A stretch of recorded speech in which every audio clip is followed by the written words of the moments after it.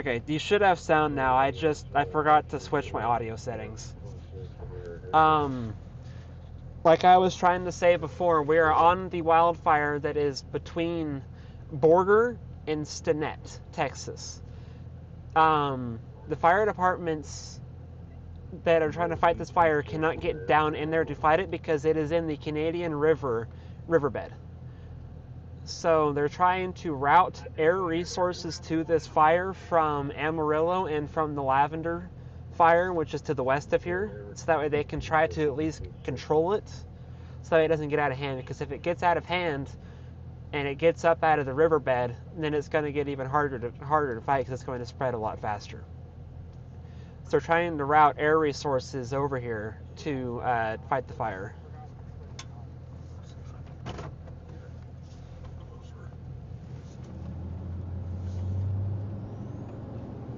And this fire has got started about maybe 45 minutes ago. About 45 minutes ago, and it's kind of already grown substantially in size over the past 15-20 minutes since the winds have began to pick up.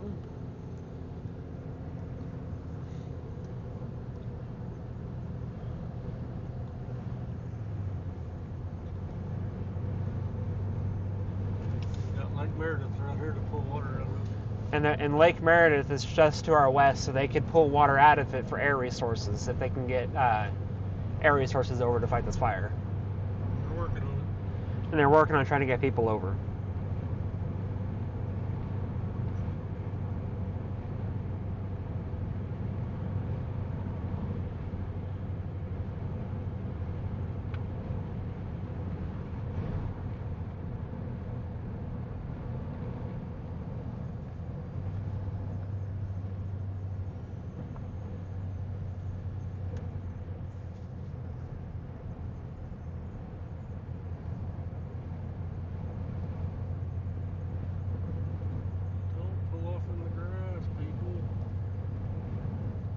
And again, there has been a fire warning issued for this wildfire. The fire warning was issued by the National Weather Service of Amarillo.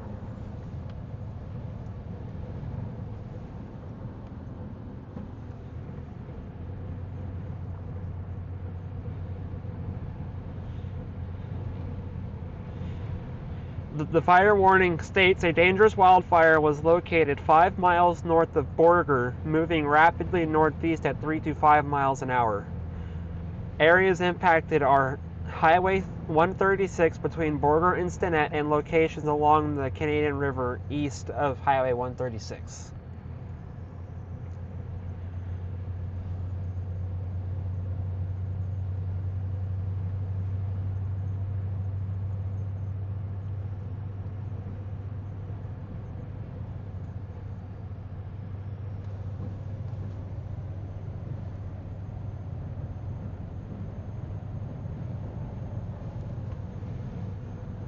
Yeah, it's trying real hard to get up the canyon walls.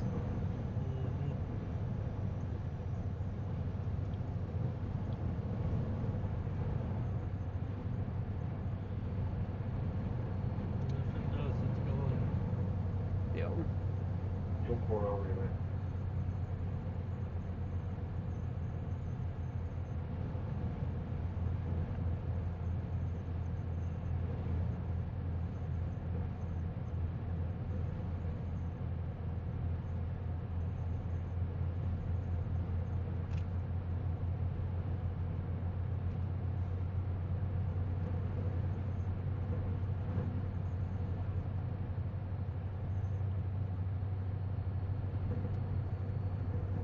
IRG.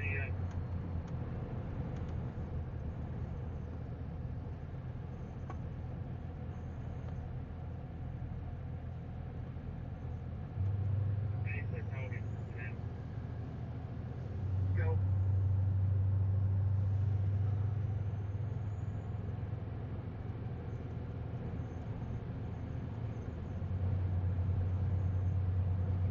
I've requested a spot forecast for the area location near the Freeman Bridge, so stand by for a little bit and we'll see if they whisper should get into us.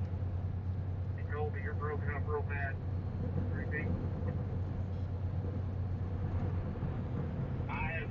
requested a spot forecast for the location near the Clemens Bridge for weather. I'll update when I hear something. Paper. What? What do they want to know?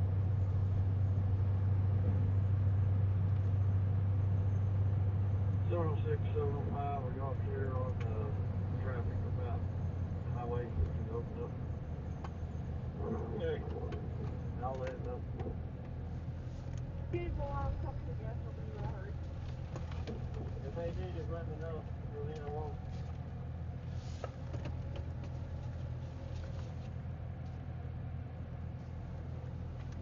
Okay. Remember, could you time with Echo somewhere and find out for sure when you're going to open it? 0501. I got an Echo on here. Yeah.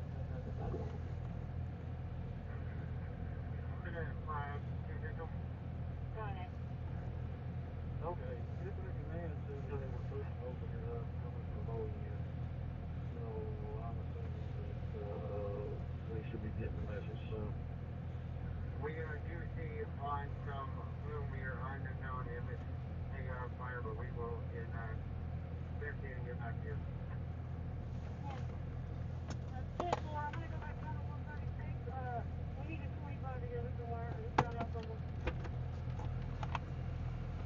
you talking to me?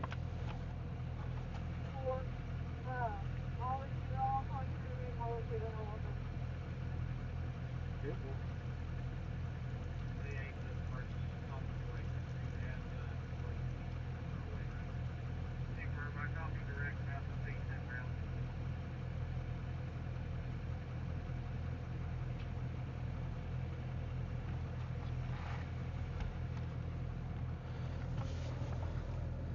This is close to the Phillips refinery, but it's burning away from it.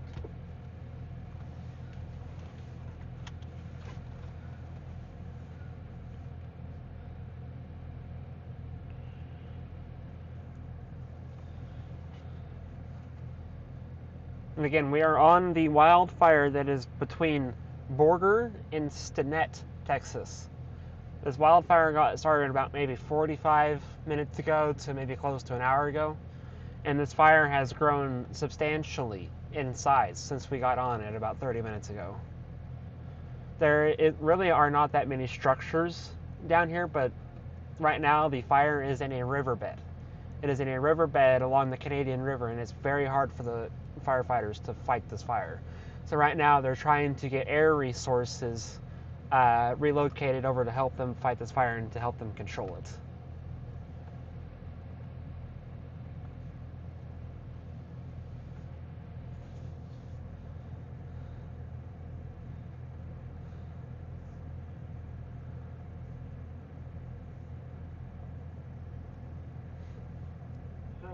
Coming on one radio check.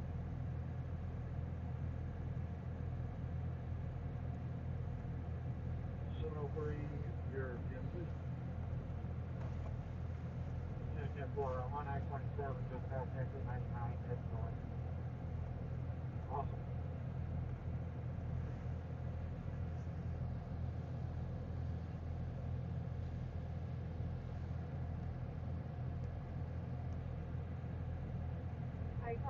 They don't need us right now. I'm gonna go back to the house with my kid Borger and go pick him up off of. Okay, Jim. This is a new fire. This is a new fire that's between Borger and Stinnett, Texas. We're in the Oklahoma Panhandle, north of Amarillo. Texas Panhandle, north of Amarillo.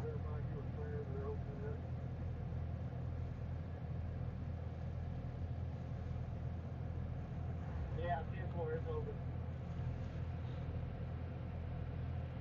10-4. They're getting gusted to 44 miles an hour in Stinnett. Wind barbs are out of the southwest, so it could very well try and climb up this canyon wall. One of y'all do the main house to leave that low room or something. Yes, well, you might see if Amber can. I'm on call for Gregory on that. That's fine. I can't tell you very nicely.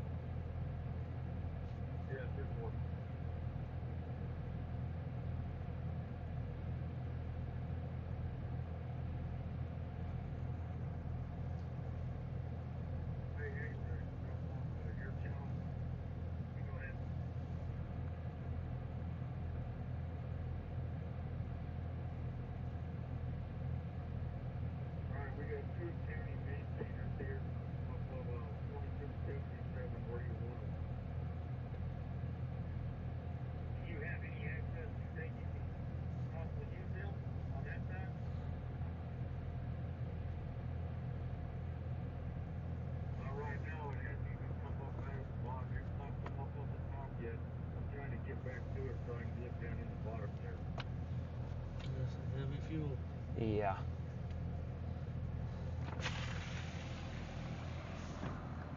Well, they need to go back to the deal. You just start trying to push in line and try to flank it, stop it before it gets further to the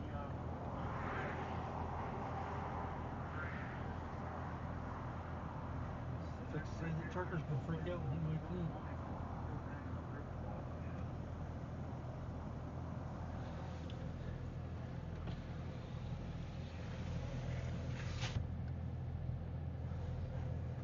Hey, we're not sure.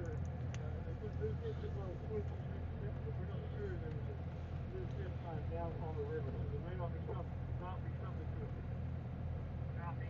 If you can tie in with the next unit 7 over there, he's the one that found the access to that. I'll have the out shot.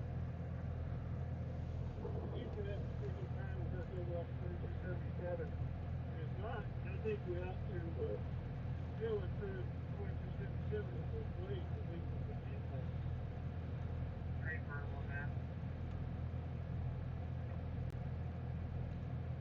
And hey, Bob, you still listening?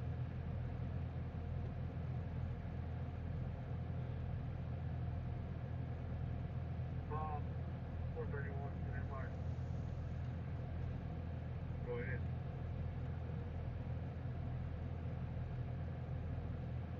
XL again.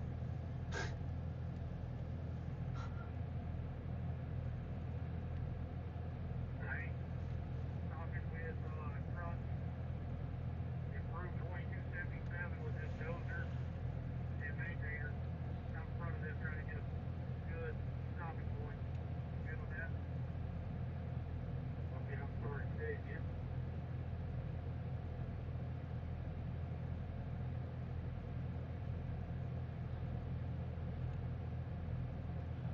Just talking to truck one. He's talking about the code head improving 2277 out in front of this thing. If we can have his dozer and those two maintainers start improving line up on 2277, you think we might have an access point there just to improve line? Well, the only thing they can improve up there would be the ditch right off the side of the road. Pay for so. Man, let's just keep them in our back pocket for right now. Paper. Hey, actually, if that Connect 7 can meet us at 2277 or somewhere over this way, at least give us a look at how that access is down on the river. Go ahead and keep that traffic.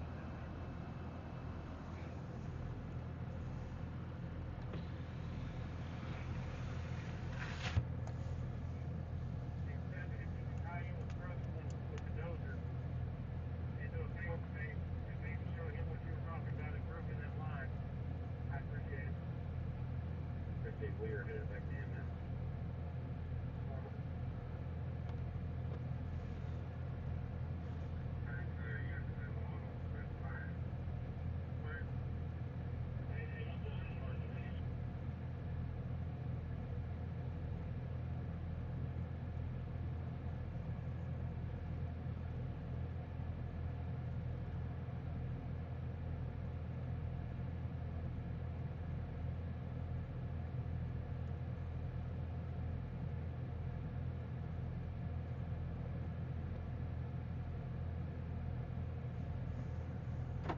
Whoops, wrong button.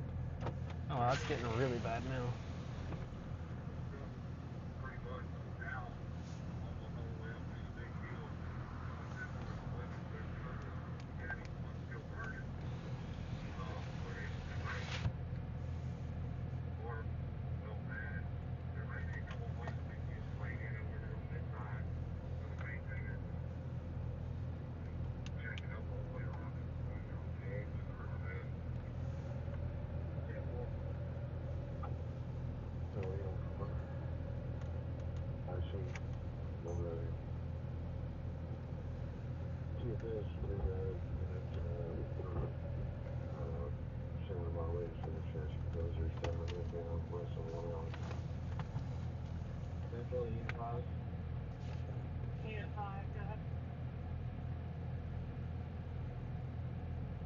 Well, they pulled the new bridge in out here, the hair ran. It turned out to be just dirt.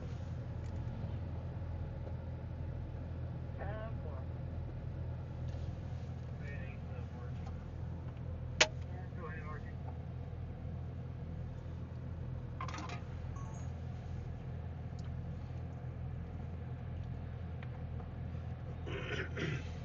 Wow, look at that coal. Wow.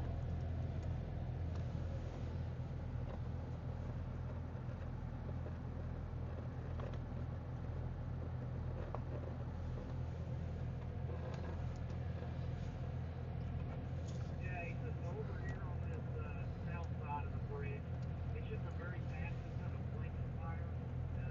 It is slowly moving south. Right now we're on the wildfire that's between Borger and Stinnett, Texas. Like I was saying earlier, this fire is in the riverbed of the Canadian River. And because of that, it is very, very difficult for fire crews to fight the fire. So right now they're trying to get air resources diverted over here so they can try to control the fire and make it easier for them to fight. But right now it's trying to make a beeline towards the top of the canyon ridge. And if that happens, then it'll grow much faster, much more substantially, and will make it a lot harder for them to fight it and contain it. So right now they're just hoping they can get air resources over here to try and fight it. Cut a fire line across next to the road, county road. And they're trying to cut a fire line across out in front of it to try and contain it a bit. And that's the only thing they can really do at the moment. They basically got to wait on it to come up out of the river. They said they can monitor the fire. Hey, Frank, 431. So they're really just trying to wait on it to come up out of the river because they can't do anything with it being in the river. North side, going all the way back to the highway, and also a road that crosses the river about a mile and a half from 2277 to go from south to north that we possibly could improve also. Hey, Crutch One, I apologize. Can you repeat your last?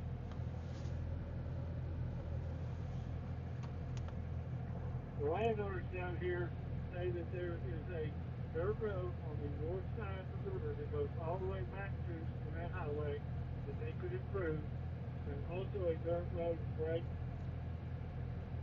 that crosses the river about a mile and a half west of 2277 that goes from north to south completely across the river that we possibly could also improve. That's the road that Trey has over here off the hill of the fire, that we can box this thing in from the hill and tie in that road with the maintainer from our side as well. Okay, I may be confused. They acted like that this road crossing is still east of the head of the fire.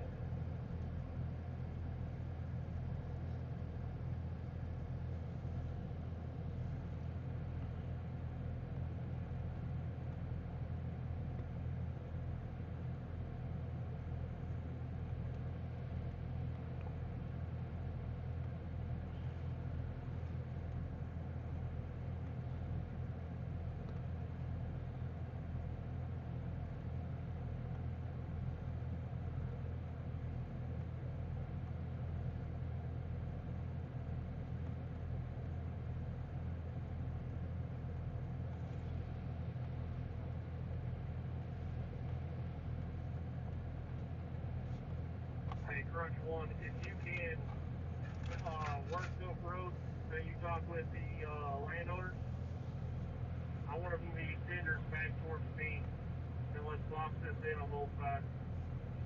Or maintainers, I'm sorry, maintainers. Copy that, that's your call.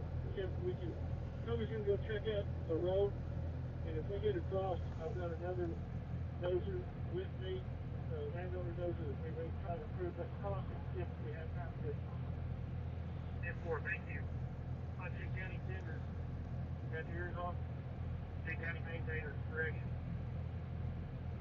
Hey, sir, this is Dwayne on City Fire.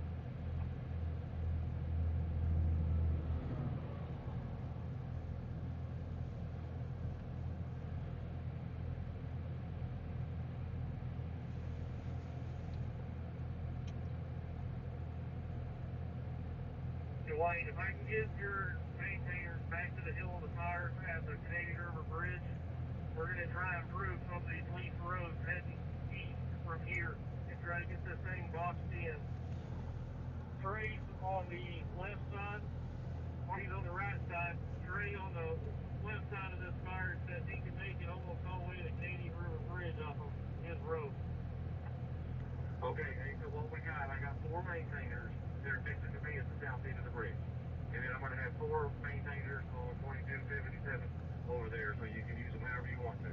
But I'm pulling up on the south end of the bridge right now. There's 3 more machines coming behind me. If somebody can let us know where to go.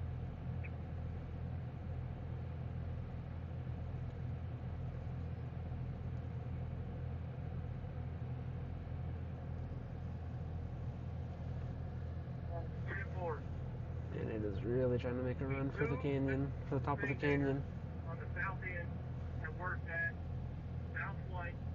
The other 2 maintainers come to the north end of the bridge, and we're going to work this north flank heading east on both sides, improving the roads going down. No, this will not affect the Fritch area. This is moving away from Fritch, Texas. It is moving to the northeast at about 3 to 5 miles an hour. Jesus, Cody, check your messages. I sent you a pin. That is a crossroad that goes from the north side all the way across the river to the south side. I talked to the landowner. He says that's a good road. I don't know if it can be improved if you have the time or distance or not. I just wanted to make you aware of it. Colby, I have 4 maintainers on your side of the bridge, or your side of the fire on 2277. If you want, grab those 4 maintainers and use them as your wheel on that end of the fire, please. Our copy. Great. Watson, you know. Hey, Cody, it's the County Blade on 2277. You want us to go to Plymouth Bridge? I am with, Colby.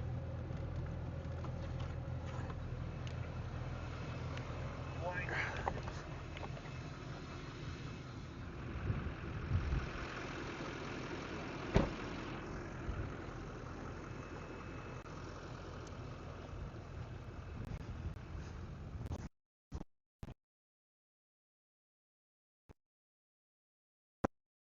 It's over here.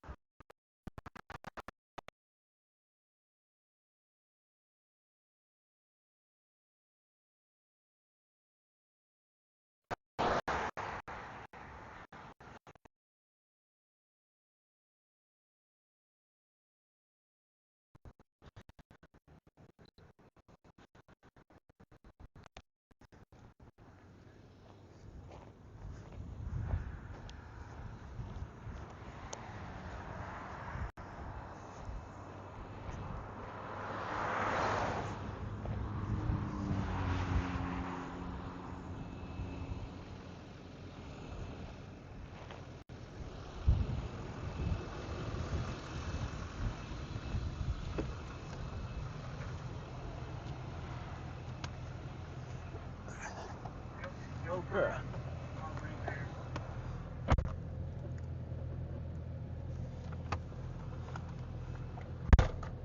Cody, go for right.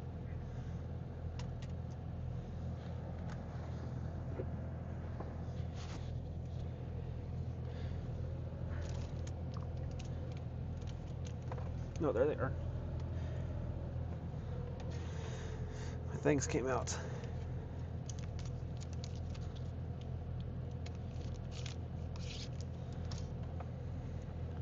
Hello, 425. Traffic.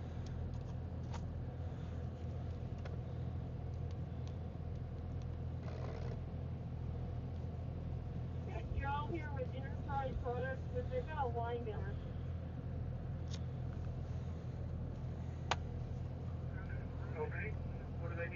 Here, can you hold this?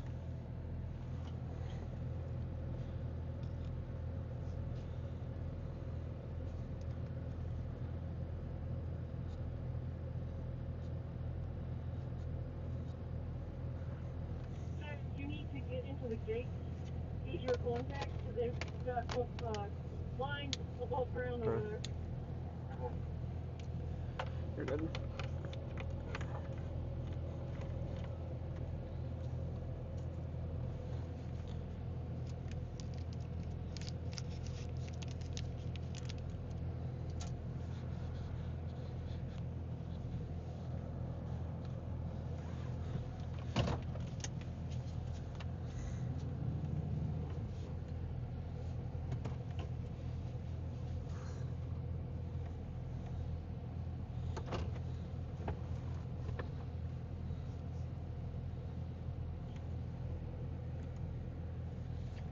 No rope network over here.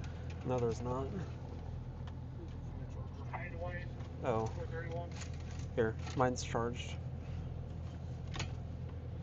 Again, we're on the wildfire that is between Borger and Stinnett, Texas. This wildfire is in the riverbed of the Canadian River, and it is extremely difficult for the fire crews out here to fight this fire because they cannot get any trucks or anything down in the riverbed because it's so mushy. It's very swampy down there, so if they get any trucks down there, they might get stuck. So right now they're kind of just waiting on the fire to move east so they can try to fight it a little bit better and to try to contain it because they're building up firewalls around the on the east side of the fire. On the perimeter of this fire.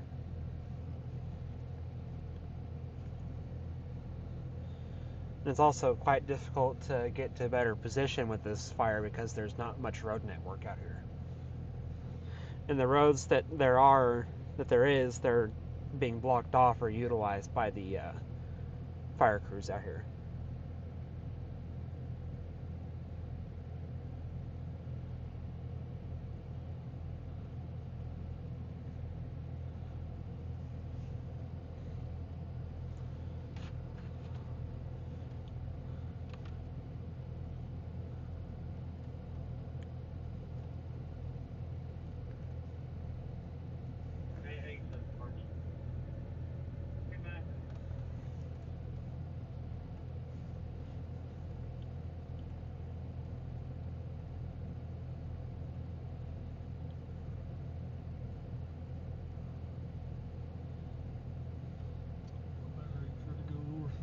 Can. Back to the east.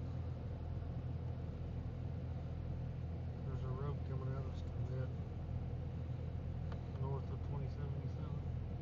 Hey, Sarge. So, I've got Dwayne tied in with Bridge Engine 8. We're going to try to make access over here on this south side and try to find some ranch. Oh, there's some roads support. to the east of where we can try to keep this thing velocity in. Right now, like I said, I just got a slow flanking fire off here to the south. It's basically pushing it. 10-4. I think I'm getting my first maintainer over here, and then we're going to get tied in on our side as well. Okay, copy that. And I am still stationed up just on the south side of the convention now, so I can kind of keep my eyes on this Air support is here. They're scouting it out to see where they want to start dumping.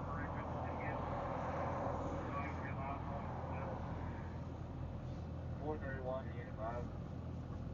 Go ahead. Hey, we were just about to pass 2277. Do you want us to go down that road, or do you want us to head back to the Canadian River? Hey, I'll go tie in with the Unit 7 and see if we can get over here down there. Block 2277. Headed that way. Monitor 4 resources. 25. We do have planes in the air. Planes in the air. Copy. Planes in the air. Good copy. Air support has arrived. Looks like they're scouting it right now. There's the third one. Go ahead. We're headed down 2277. Where do you want us to link up with you, or where do you need us to go?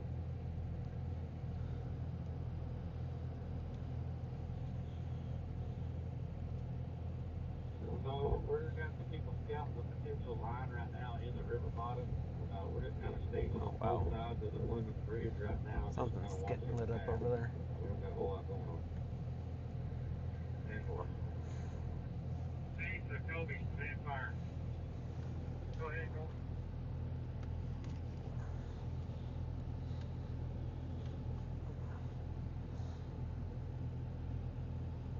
Good. So my plan is, once these maintainers get down in, you're fixing to go look at this road. We're going to anchor in off of Clemens Road down the north rim on a 2-track. It's pretty good. I'm going to have to improve this, right? 1.5 miles from the Clemens Bridge is a crossroad that crosses all the way from north to south across the river. I'm going to have them improve that too, right? Sounds like we have air resources inbound. I'm going to get with Archie on that. And if we can get this improved, hopefully we get this Fire lines up here now. enough where maybe we can do some work off of these roads. Thank you for my coffee. Great, Kobe, you up? Kobe's the fish dozer.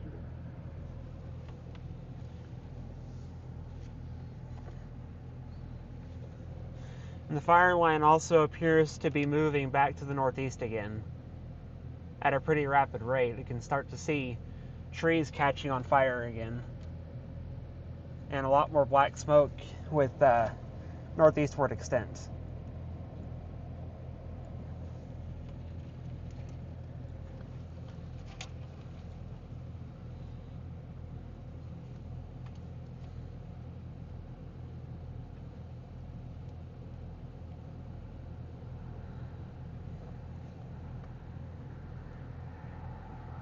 It is trying to accelerate pretty quickly off to the northeast again.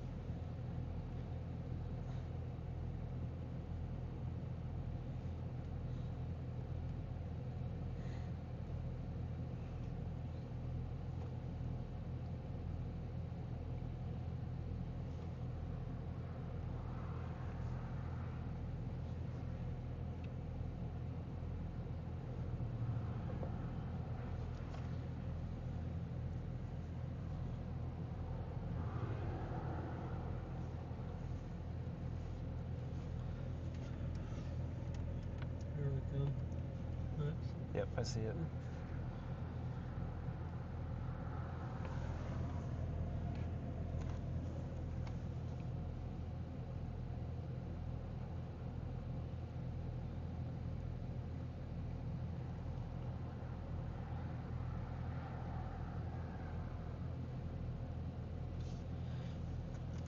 Right now, again, we're on the wildfire that is between Stinnett and Borger, Texas. This fire is in the riverbed of the Canadian River, and it is making it very hard for the fire crews out here to fight the fire. Thankfully, some air support has just arrived, and it looks like they're scouting the area to figure out the best way to attack it and the best way to drop water on it. It looks like they're also getting some trucks down in there. Yeah, they're down in there with maintainers now too, road riggers. And they're down in the trying to get down closer to the fire with maintainers to get some kind of firewall built.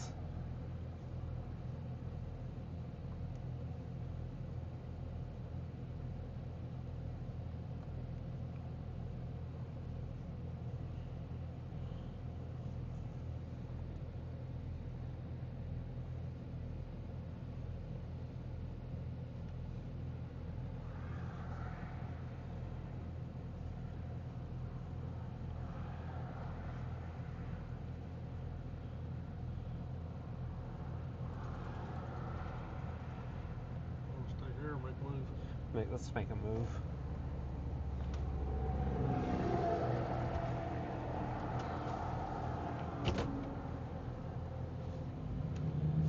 We're going to reposition.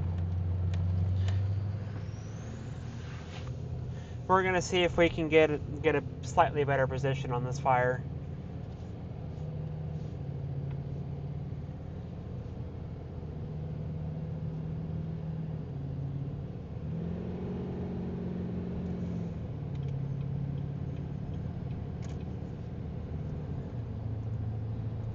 And this is just a reminder. Radar Omega has just added fire warnings to their app. If you want to view these fires, watch these fires on radar and satellites, as well as watch several other chaser feeds, like mine and several other chasers, because there is a severe threat for tomorrow, and there's going to be several chasers that are a part of Radar Omega that will be chasing tomorrow.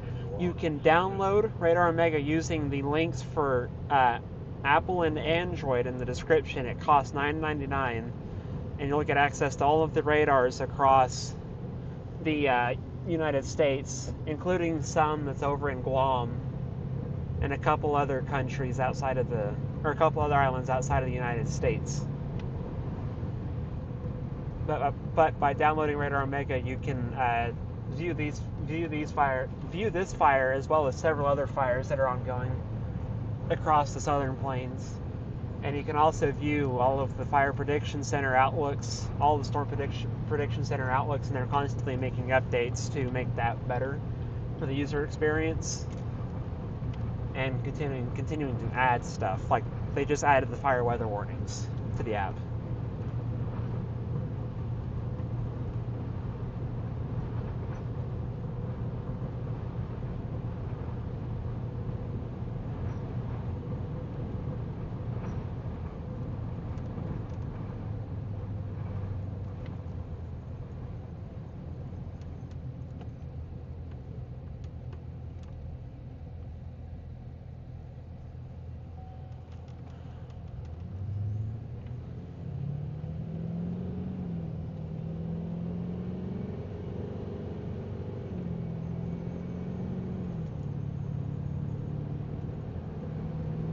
This one's still blowing pretty good here too. Yeah, it is. I thought they about had it knocked down when we got here. No, they really didn't. I mean, it wasn't as big, but it was this one. That one started sparking, and then this one went immediately afterwards.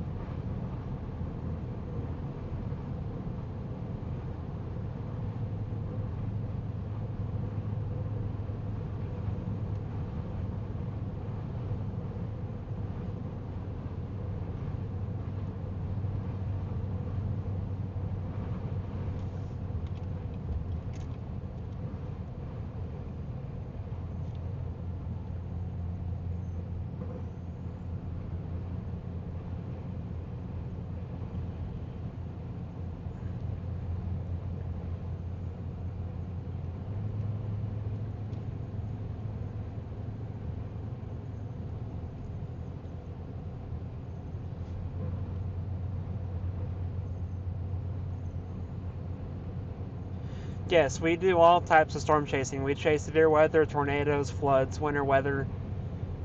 We chase pretty much everything whenever the opportunity provides it. Unfortunately, fire weather has been the topic of concern over the past couple of days down here in the southern plains, especially in Oklahoma, Texas, and Kansas.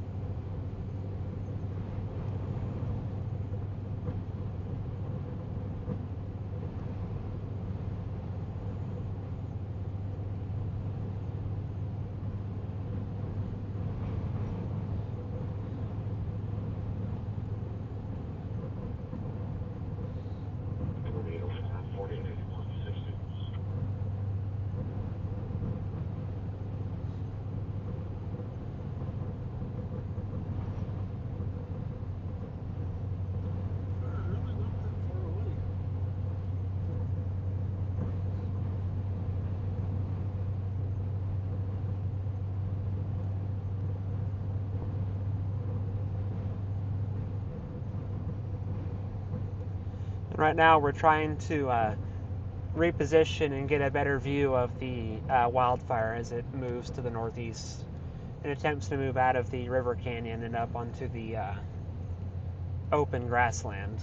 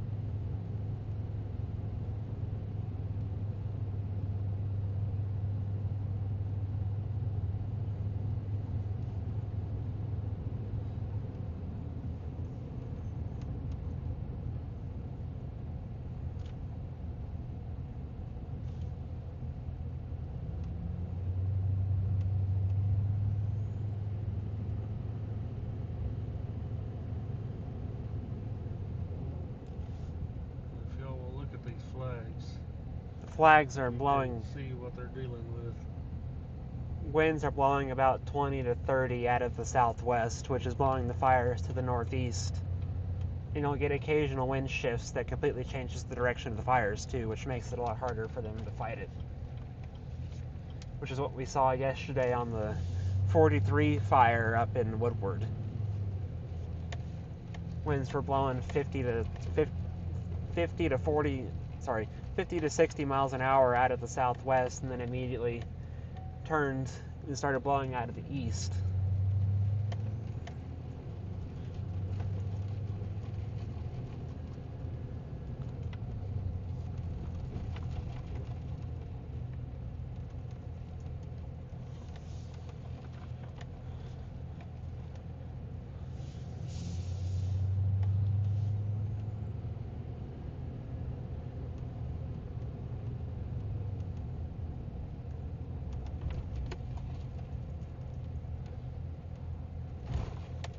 Ooh.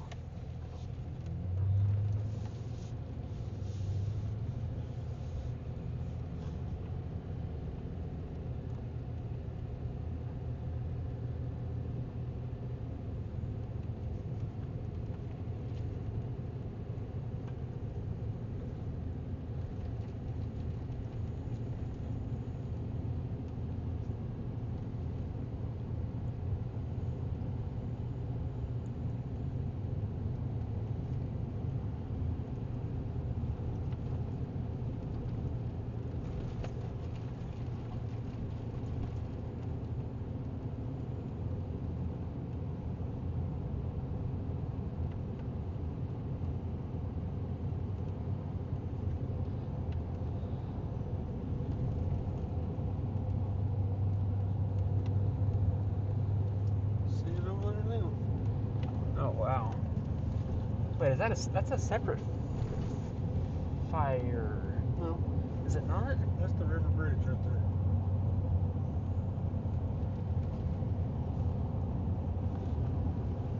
Yes, that's where we just left. Huh. I keep looking back and it looks weird because that fire is back there as well. Right.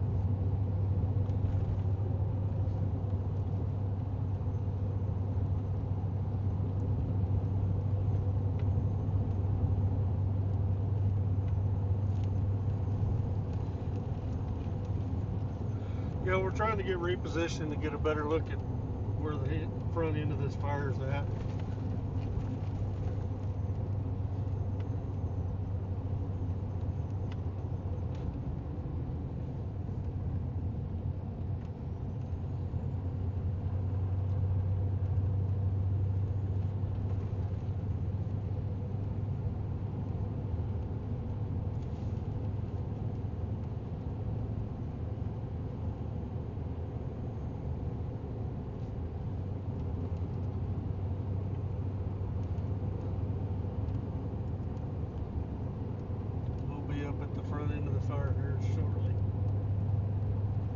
that is a lot of black smoke.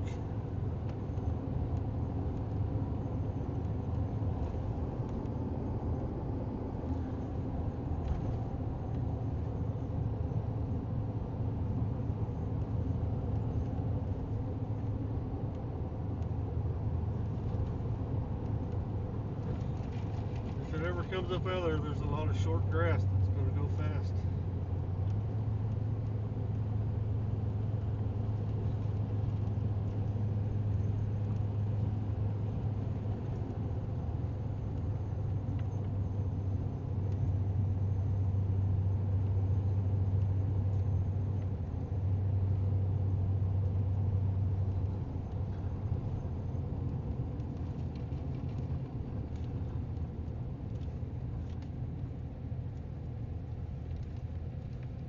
There's a helicopter. It looks like they kind of got it. The helicopter.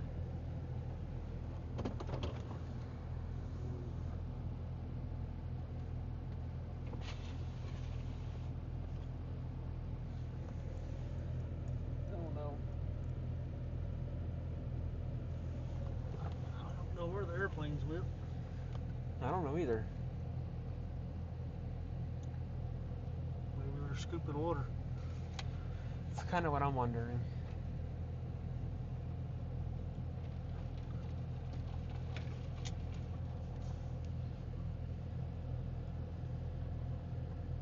If it ever comes up out of the river bottom, it's going to be trouble.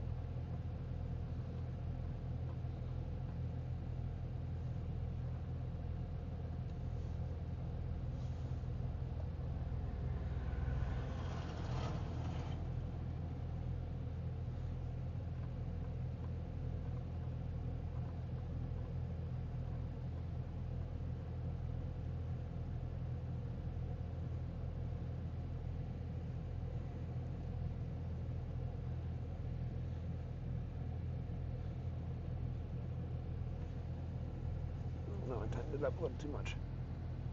No, I can't get it to move.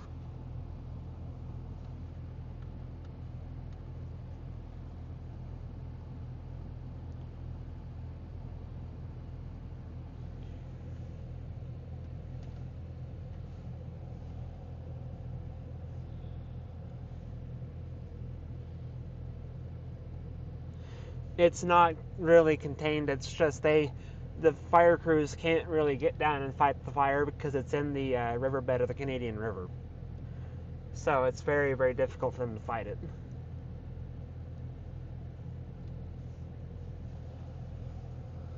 They've got road graders and bulldozers down in there trying to peel dirt back to kind of put a fire line down for it to burn up against and hopefully stop.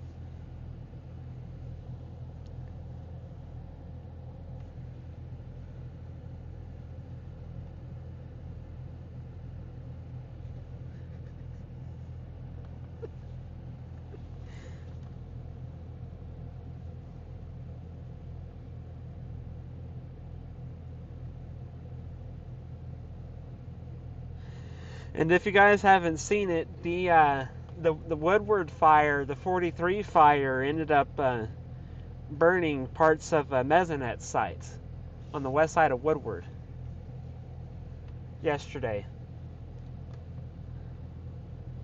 They have pictures of it posted on their social medias, and it's pretty crazy to see parts of the instruments just completely melted off. And I explained to them what a mesonet site is.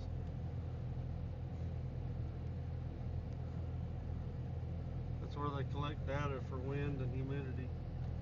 Wind Wow, direction. look at how dark it is down there again.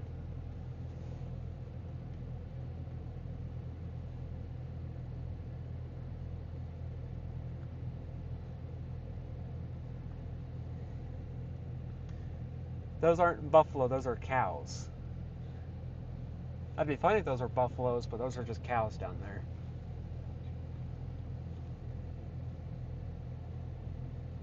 Don't pet fluffy cows, people.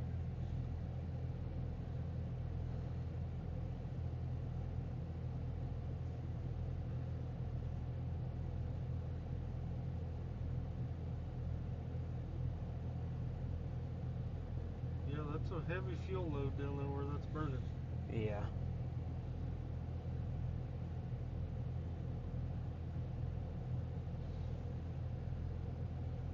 And we're showing average wind speeds on our anemometer up here on top of the canyon at 30, 35 miles an hour.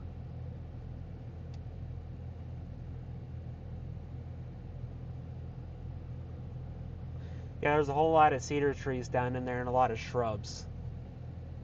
So there was a lot of fuel down there for this fire to go through.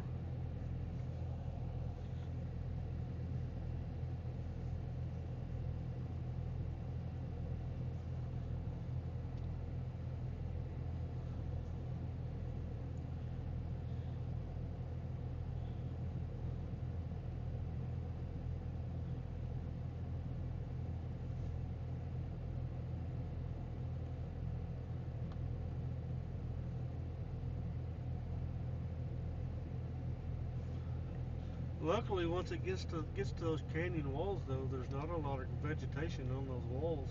Mm-hmm. It's mainly just dirt and caliche.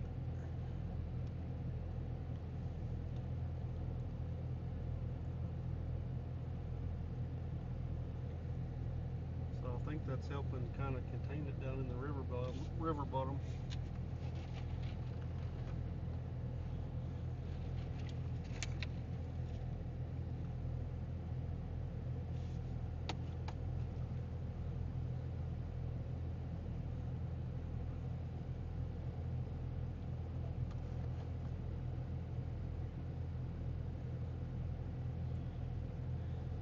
It's funny, this says this is a county road, but it's locked. Mm-hmm. Look at that. Yeah.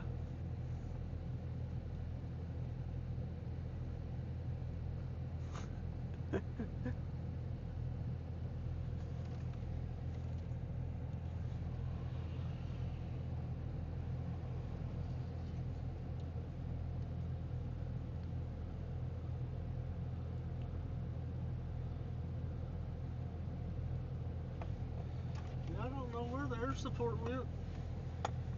I don't know where the helicopter went either. There was a helicopter that flew over a few minutes ago, and now it's just gone.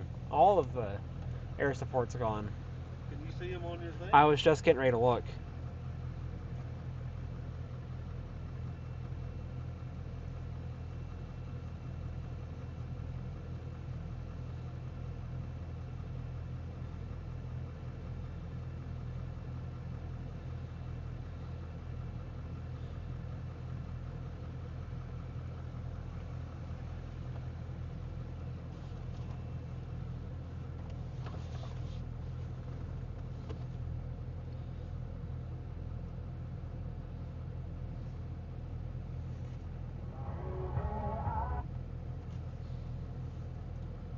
I don't know where those airplanes went.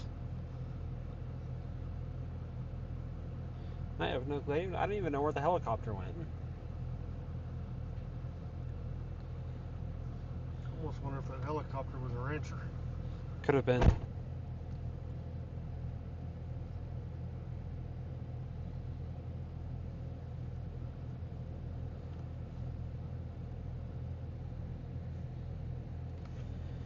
And right now we're just east of Stinnett, Texas. This fire is between Stinnett and Borger, Texas. It is down in the riverbed of the Canadian River, and it's quite difficult for the fire crews over here to fight it. And right now there isn't any air support on this fire, so they're kind of just at a standstill, waiting for it to progress east and meet their fire line that they've been developing. Yeah, I don't understand why three planes flew through here and then they left. And from where we're at, the fire is probably 8 miles, 5 miles, something like that. The only thing I can think of on the plains is maybe they didn't think they could get down in there to do any good. Yeah. With it being in that canyon. That's what my guess was, that they couldn't get down in there. You'd have thought they could have circled and at least dropped some retardant in front of it.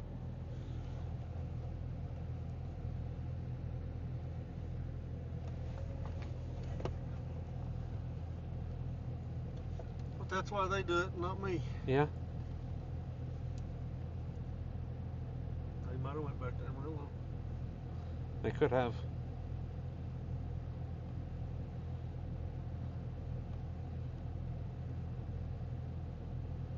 It's like back in Oklahoma, they dispatched the National Guard with one of their big helicopters.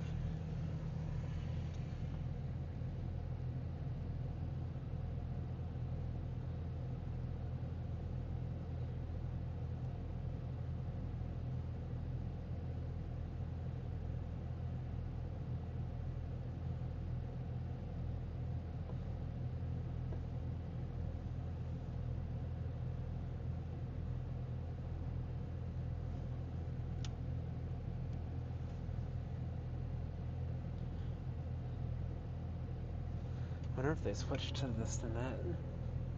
I couldn't find it.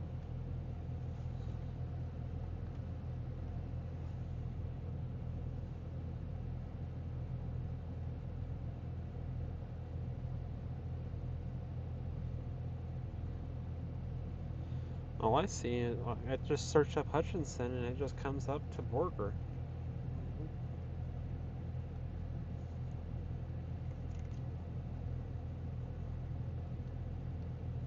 I don't know. That's weird.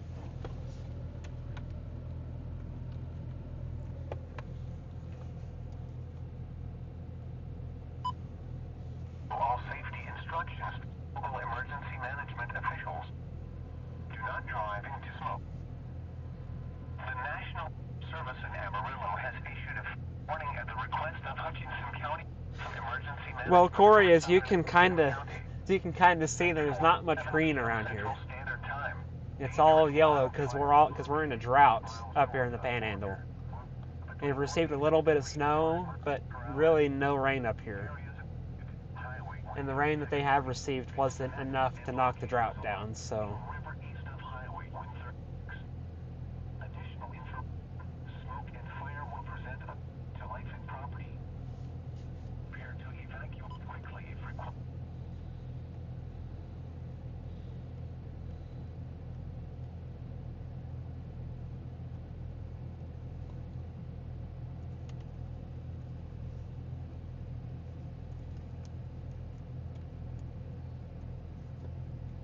Nothing new popped up yet.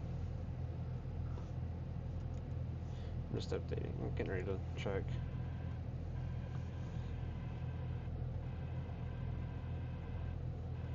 Where'd my thing go? Live. Yeah, I don't know why they didn't at least drop some kind of retardant out in front of it. I don't either.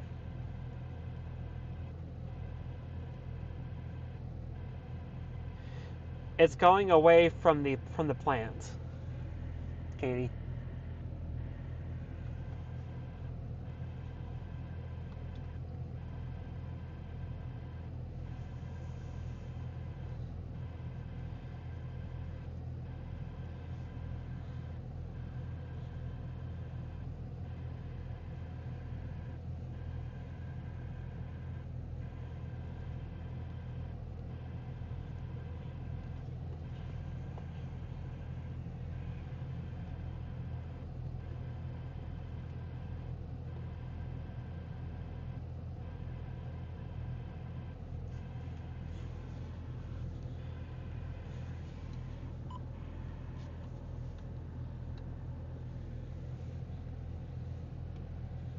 Doesn't really look as bad as it was earlier.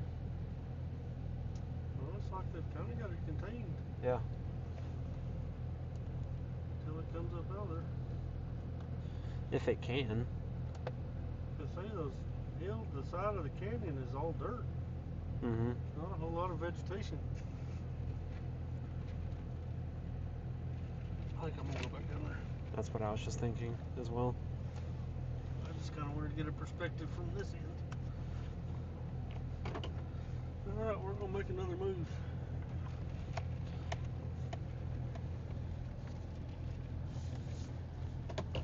Oh, that's bright. And there's your other fire over by Amarillo. Right there that you're looking at. A little bit of smoke left. It still has a stronger signature on Does it? satellites than this one does. Well,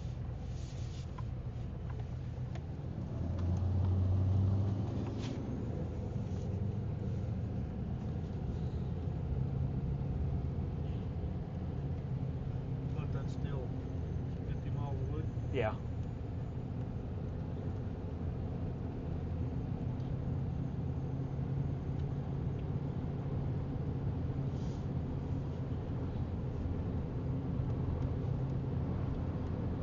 Just quit talking. They finally gave this a name. It's the Canadian Bridge Fire. Yep. So it's official now. 4805 from 4881.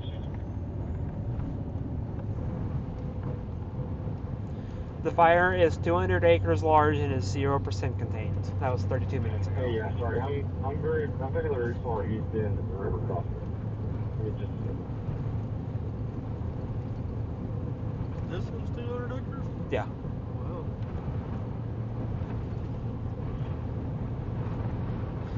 But we're gonna make a move back down towards where we were at earlier, Back towards the bridge. back towards the Canadian River Bridge, so we can get a better view of it again.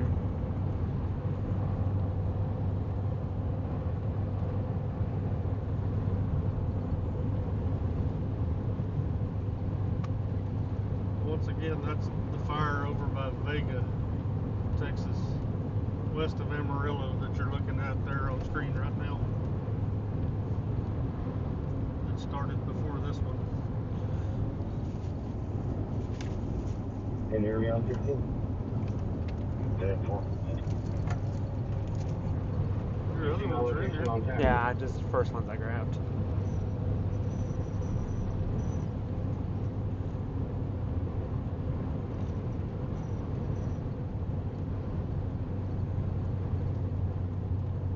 Here's where I saw it. I cleared all the way down here to the trestle.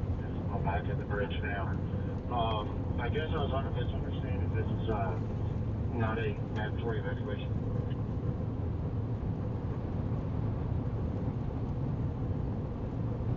Yeah, correct. She said it's more of a notification. Originally they said mandatory, and then I guess watching this fire progression, they're saying they just want people to be aware and then be aware of the probably upcoming wind shift tonight with the cold front. At 10-4.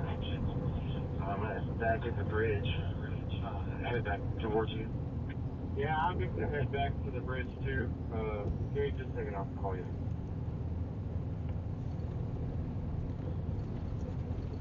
So now there's a wind shift coming tonight. Yeah, I think so. There's some kind of wind shift.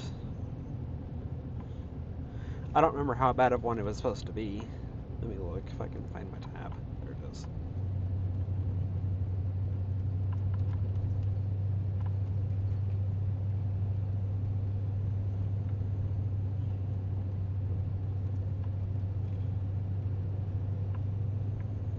It's just kind of it's not much of a wind shift, it's just going from more southwesterly to being a little bit more south than southwest. But it's not much.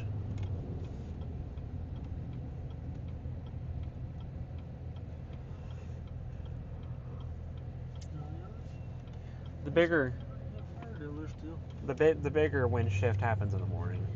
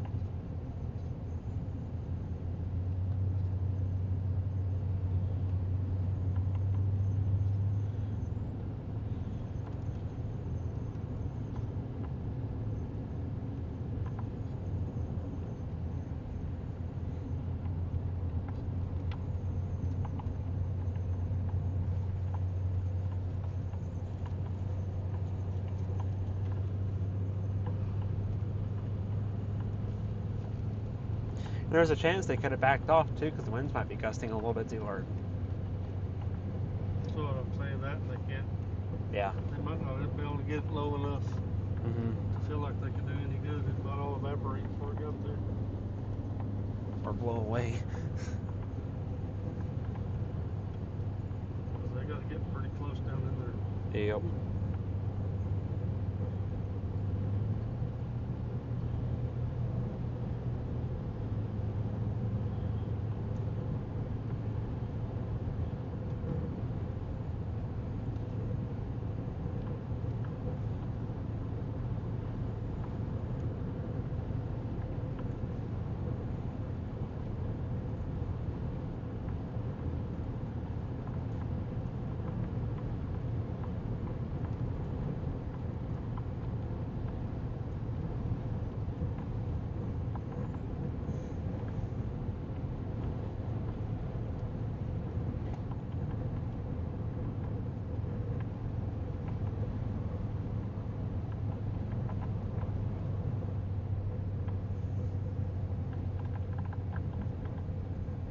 We'll jump out and see if these guys need some water. Can, yeah.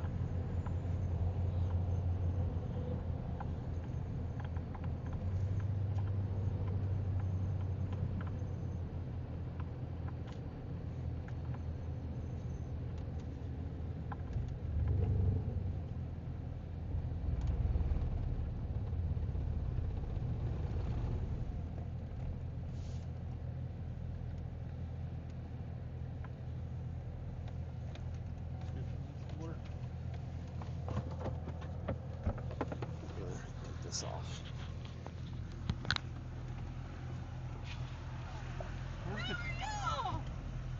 Tired of chasing fires? Yeah, I'd rather be chasing storms right now. Oh yeah, I would too. That's what we do for a living too. I'm on YouTube too. Oh yeah? Storm Trackers ANC. Okay. Yeah. Let's I'm just like- get y'all some waters while we're here. I'm like, fuck. I'm also a volunteer, so I'm like, fuck. I'm trying to keep up with this one and that one because I live in French. Mm. Oh, I had some, but thank you.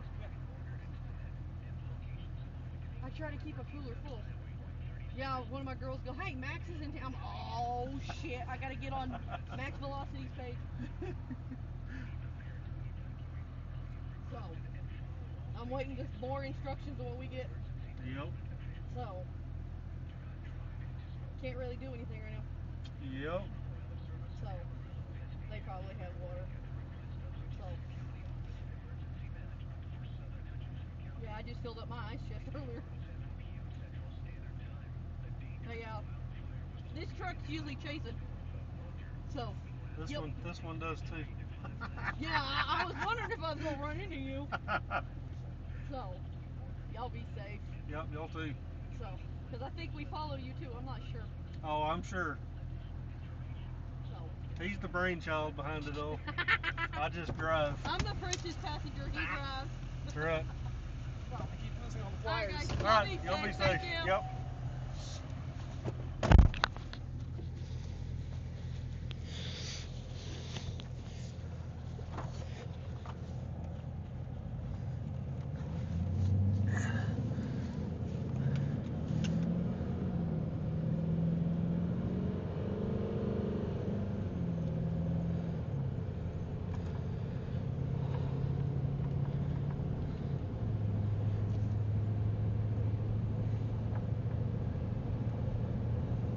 Thinking it's about to come up out there. Maybe so. I can kind of see some closer smoke plumes coming up closer to the top of on the north side of it. So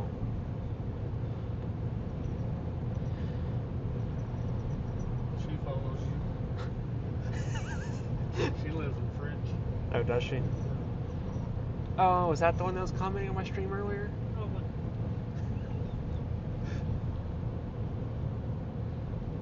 She's a storm chaser too. Hmm.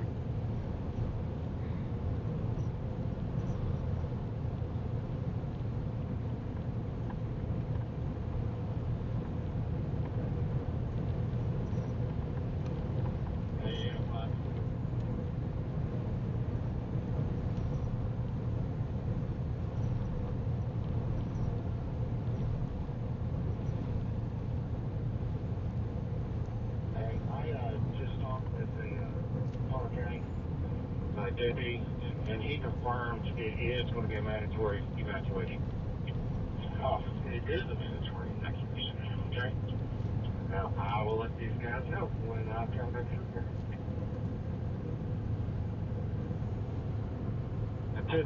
I just spoke with the two that were in that Toyota. They name dropped you a minute ago. So they're aware. They're going back to the campsite trying to get their buddy. Okay, the one in the gray lifted Thunder? 10-4. Yeah, I talked to him. I told him it wasn't mandatory, but that could change. So. 10-4. Deputy saw it, said it was order from the judge. 10-4.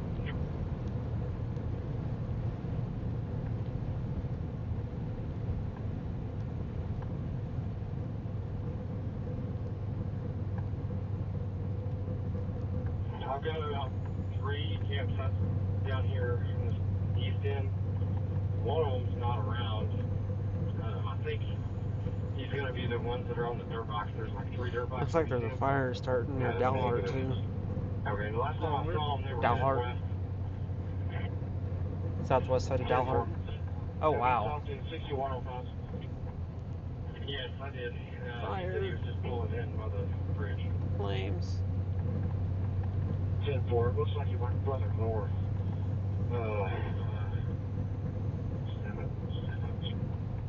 Yeah, he might be going over there to talk to Critters, I don't know. The 10-4, I guess he's going over towards the gravel pit. That's where that deputy was headed to next.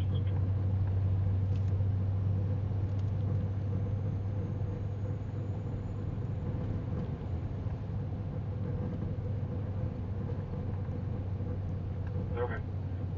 I'm going to stop and talk to some folks over here by the bathrooms at the Meadows. They're in a couple razors and a big Phillips garage trailer. So I'll be out of the truck. All right.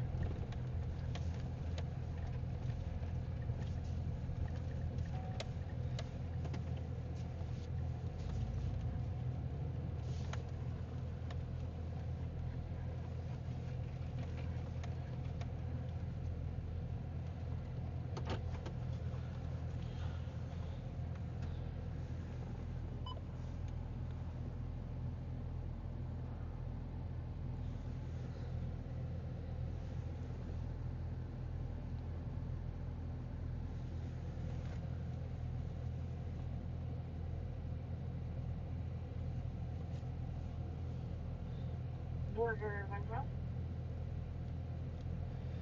Now we're back down to where we were at originally earlier, just north of the Canadian River Bridge between Borger and Stinnett. This is the best view that we have right now with being close to the fire, because the rest of the routes that get closer to it on the north side are blocked off.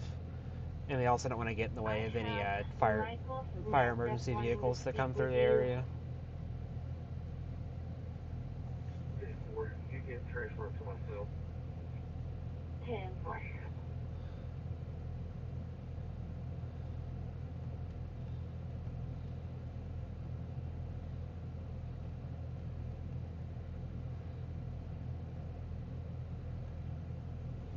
Said there's one about Dalhart. Mm-hmm. It's gonna be a bunch of farmland though. Yeah, I'll show you where it's at. Shouldn't be too bad.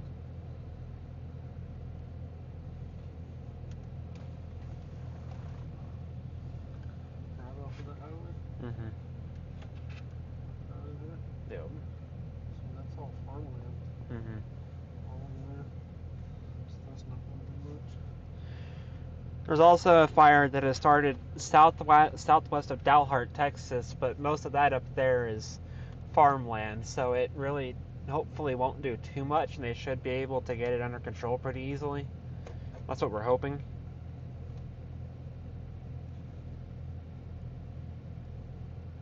But this one over here is in such a bad spot because it's in the riverbed of the Canadian River, so they can't really get trucks down in there to fight it. All they can do is get maintainers down in there to kind of try and scrape up ditches and firewalls. Which cell phone did you send them to? My personal or my work? Your work. And I don't have my work phone on me at this time. Can you put his phone number in the call, please, and I'll contact him myself?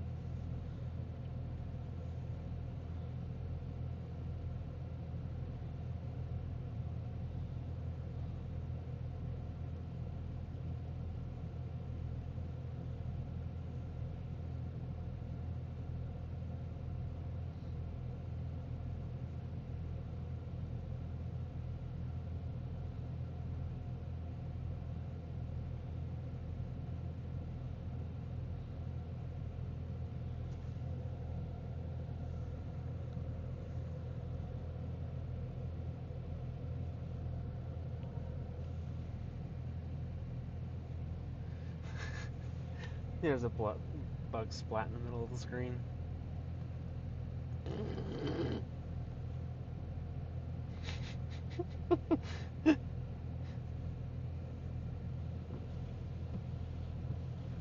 That doesn't seem to be helping at all.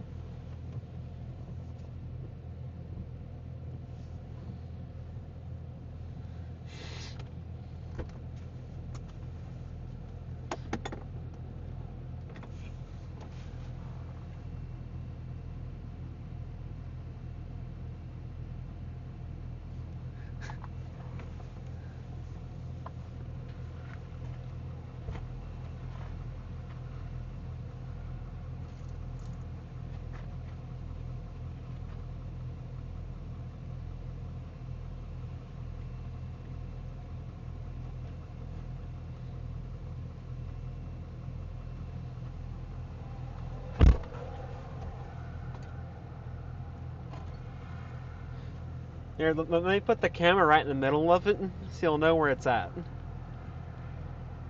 Right there.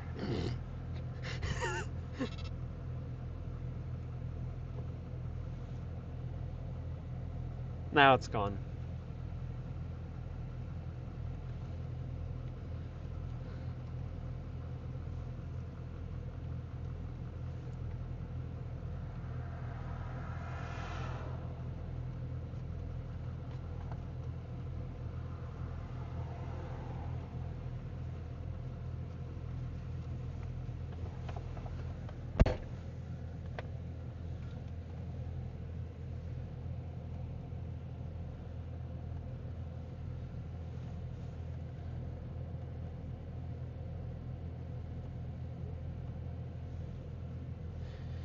So it's been updated, and the Ranger Road fire, which is the big fire that started between Beaver and Englewood, Kansas, is now up to 283,000 acres, and it has 0% containment. And that is the fire that is between Beaver and Englewood, Kansas, in the Oklahoma Panhandle and southwest Kansas. And that is over 238,000 acres large. over 238,000 acres.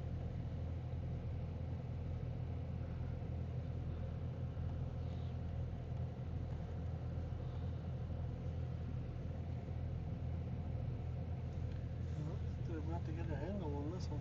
I think they are too. Because it is significantly lighter than it was.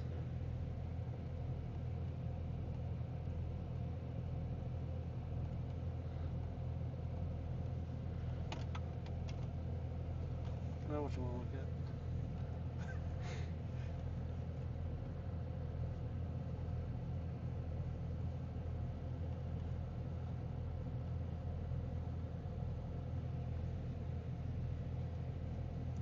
There's that Lavender fire that's over west of here we could go to if they get this one contained.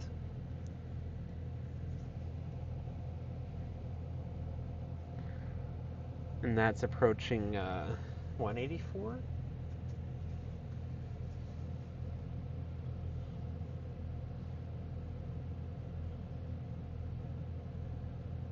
$287.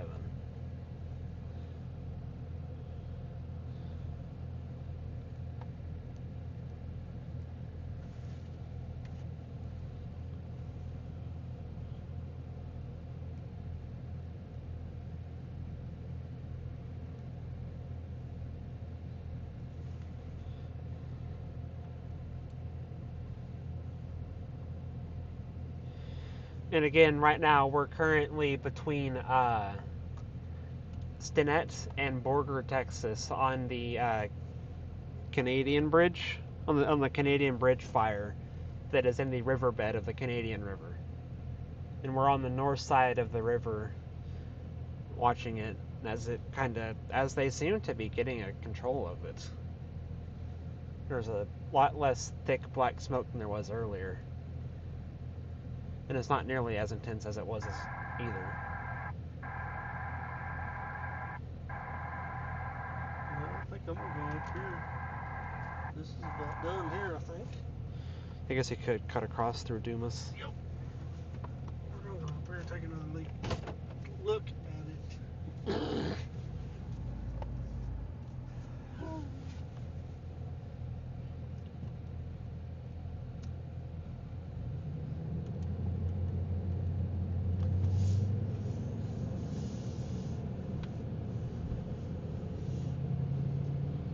Seems like they're sending all their resources to the head of the fire at this moment.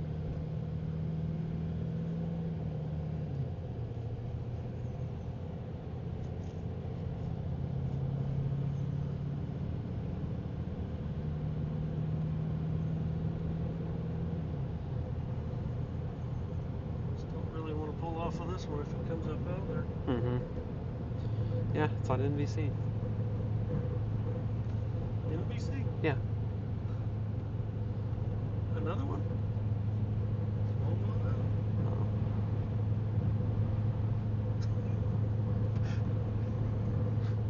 Holy cow.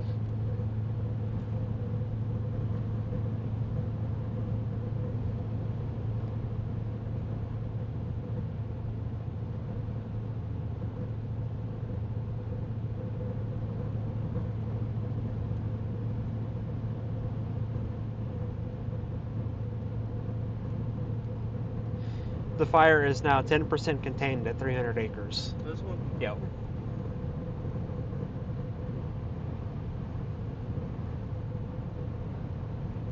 That's not very contained. No? Might not be contained, but it's kind of controlled. Yeah.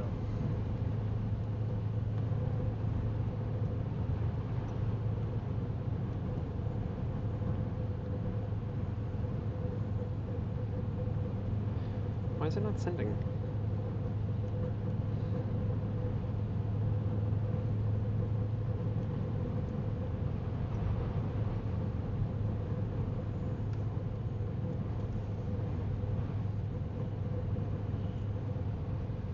I mean, this really doesn't look that bad at the moment. No, it doesn't.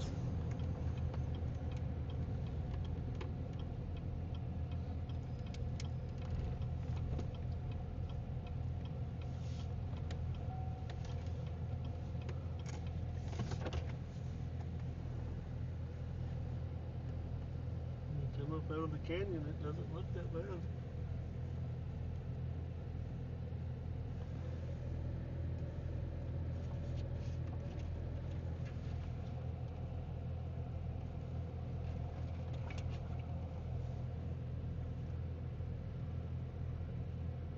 So you think this other fire's about to jump 287? It's close to 287. I mean, it's. Let me play the loop. It's working its way towards 287. I think we're gonna go and head over towards the Lavender fire, which is About to jump the highway. about to jump 287 between Four-Way, Texas, and Amarillo, Texas, which is west of here. So we're gonna try and get over to it, maybe before it jumps the highway. It's moving across the highway it's moving across the area over there at a pretty quick rate, according to satellite. We'll come back to this one later.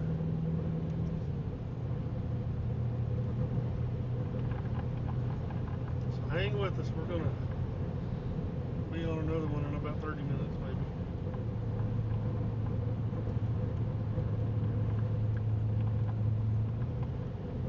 Yeah, you can maybe take 1913, and that goes around.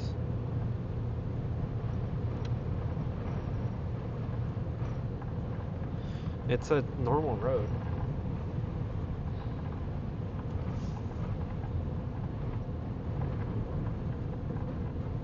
Does that come off of 152? That goes through Four-Way.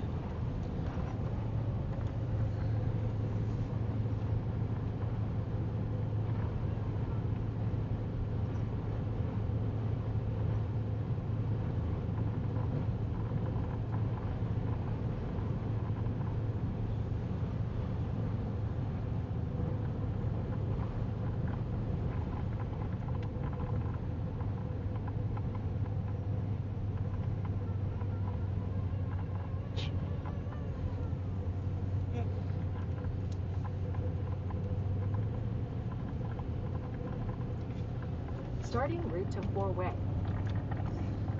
I couldn't get it put on Waze because it's an In 1.5 unincorporated miles, community. turn left onto State Highway 152 West.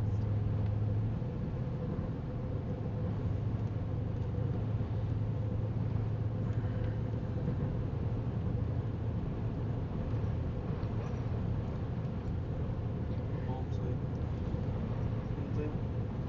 No. Maybe working out. No, well, no, she said, sure enough. That's all she said.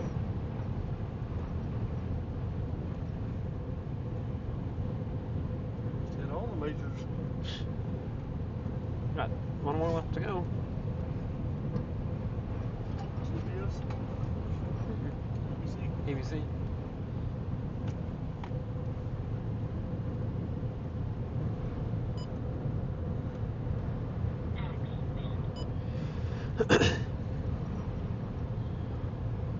At the next stop sign, turn left.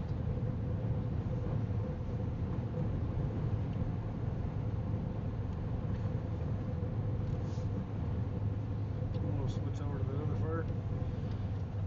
If I could figure out. At the stop sign, Guess that'd be turn Potter. left onto State Highway 152 Maybe. West.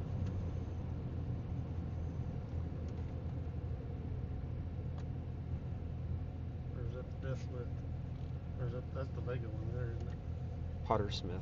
Or Potter Potter. County. Yep.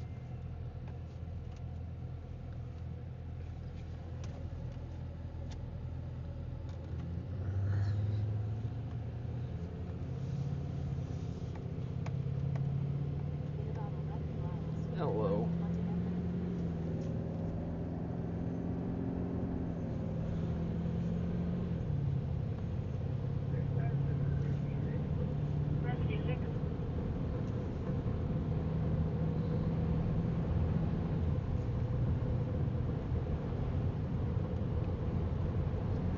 If you will, advise them that we're going to have an extended response time due to us being on fire. 10-4.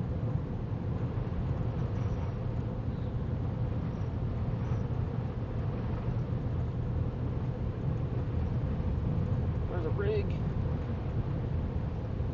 It's like it's just sitting in the yard. 1940s. Yeah. It's an ancient rig. Museum. It's an old service drilling rig. Mm.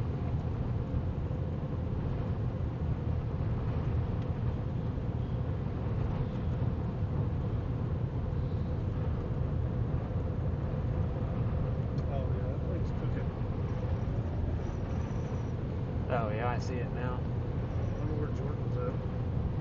Did you What? see him on radar, Omega? No. Oh yeah, he's too good for that. I forgot.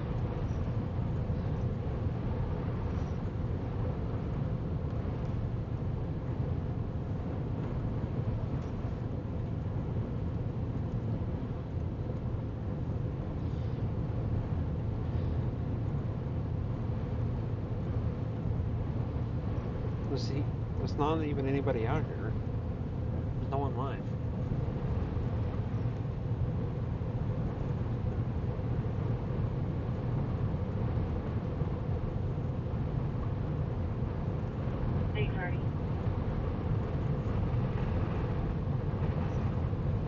Starting to your traffic.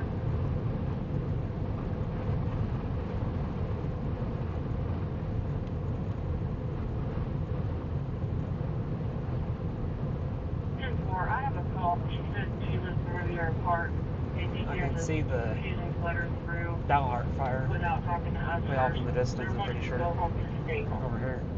Airport is In front of trying to us. get home and they're always score home work. Airport.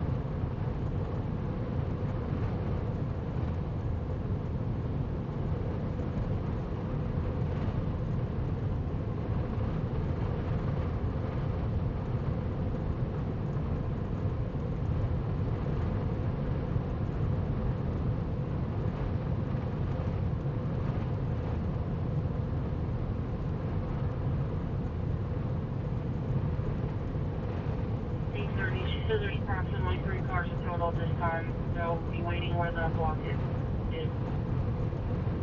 George, we stopped here. Great time, say that again. Want to stop here and keep the gravel pit. I need to get to the gravel pit so I can meet up with Paul so I can debrief him so I can get you figure out what he's doing. Therefore, I'll call you.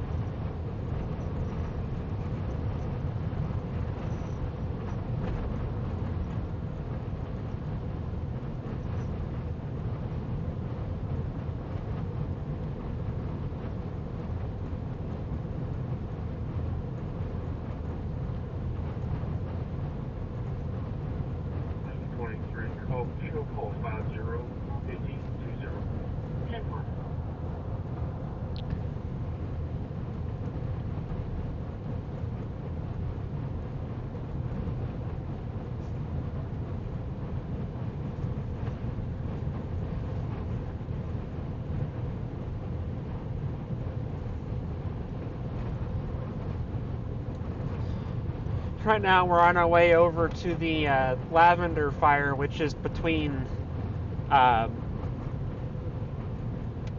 Dumas and Amarillo, which is along 287. That is just west of 287. We're going to try and get to it before it crosses the highway, but it's moving at a pretty quick pace, so we might not be able to get to it before it crosses the highway.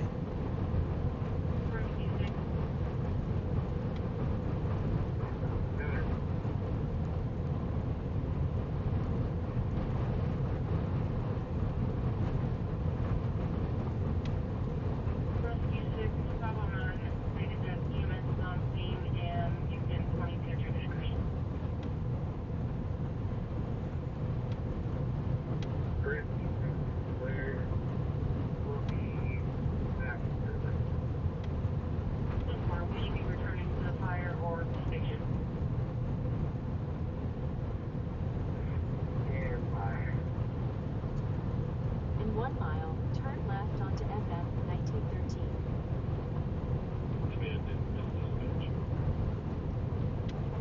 Go ahead.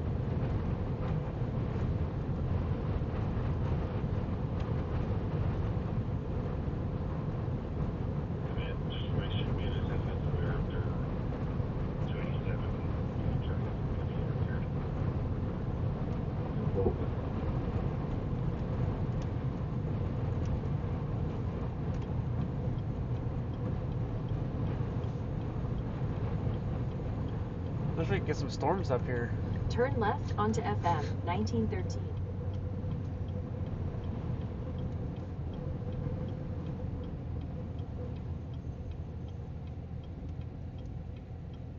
They may actually have 287 closed. I don't know. That's what I was wondering as well.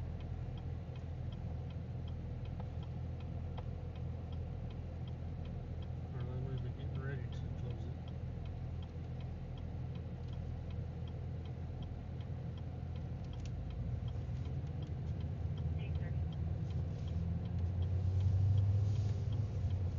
For about 27 miles, continue straight. There's the fire we're headed to.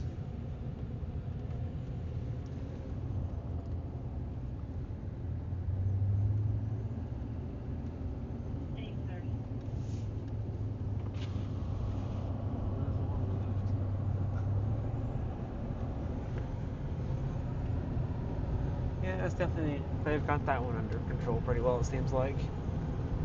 Hope so. This one, not so much. No. This one's in the open. This one's exposed to the elements.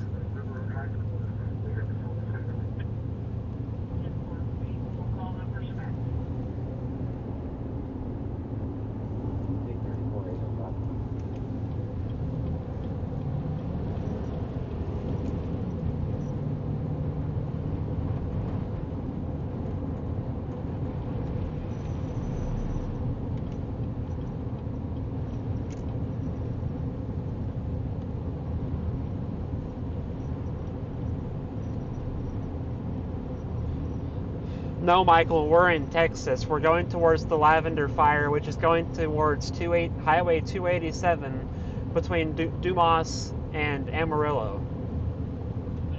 Dumas, yeah.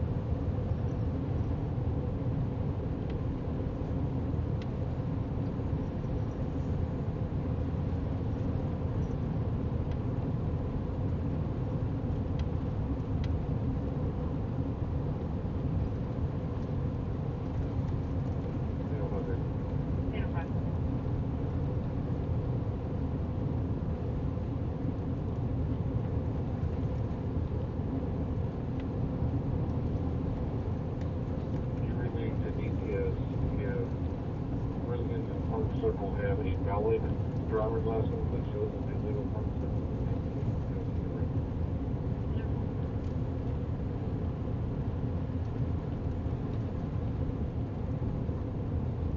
Like where this fire is at, it's like 9 to 11% humidity.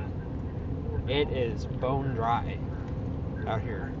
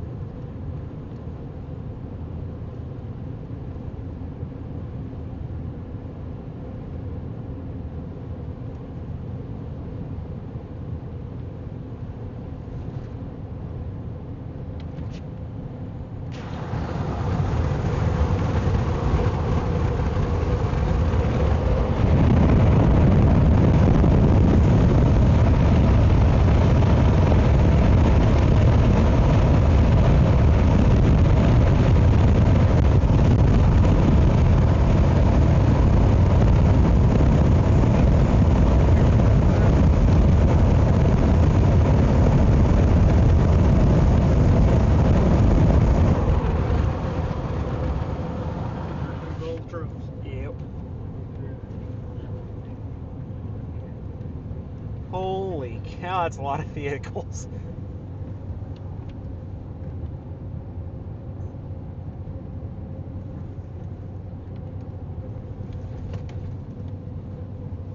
Yep, they must have 287 shut down.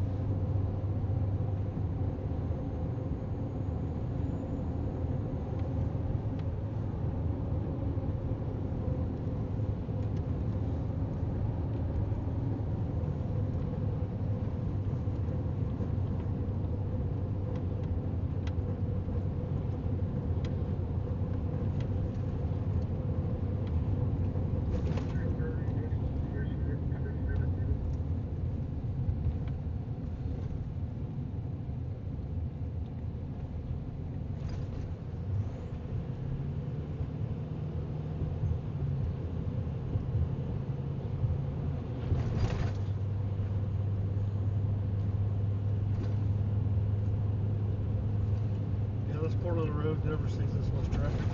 No. Ever.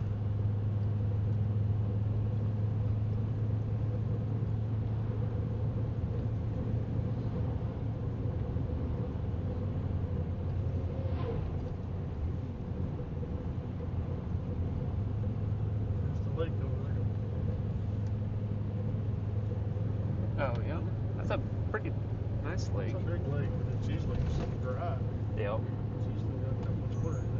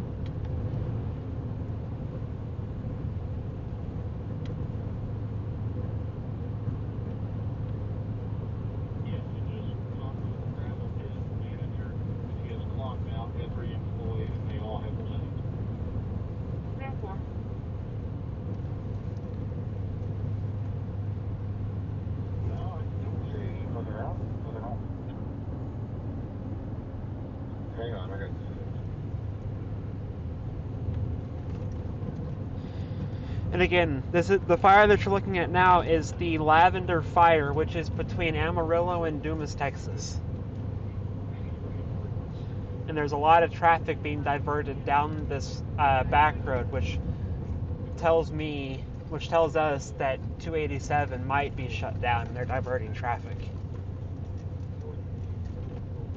Especially these big rigs.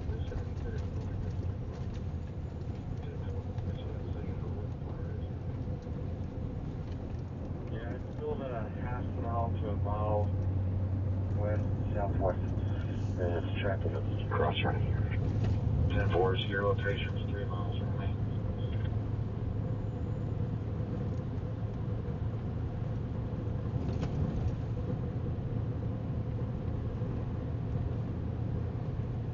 I'm about to push that south, so I'm not caught on the north side of it.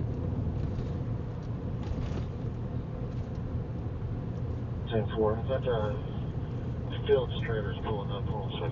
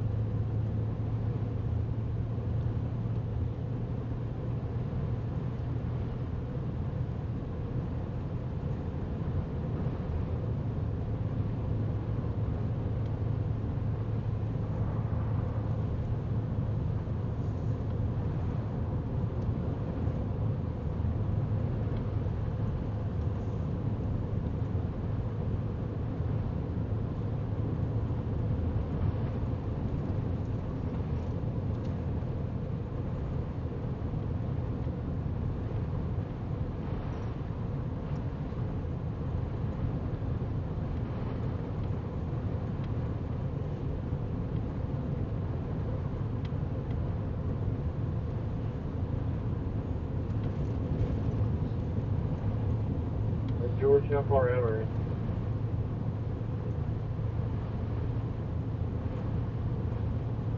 Good, George. How far are you from the gravel pit?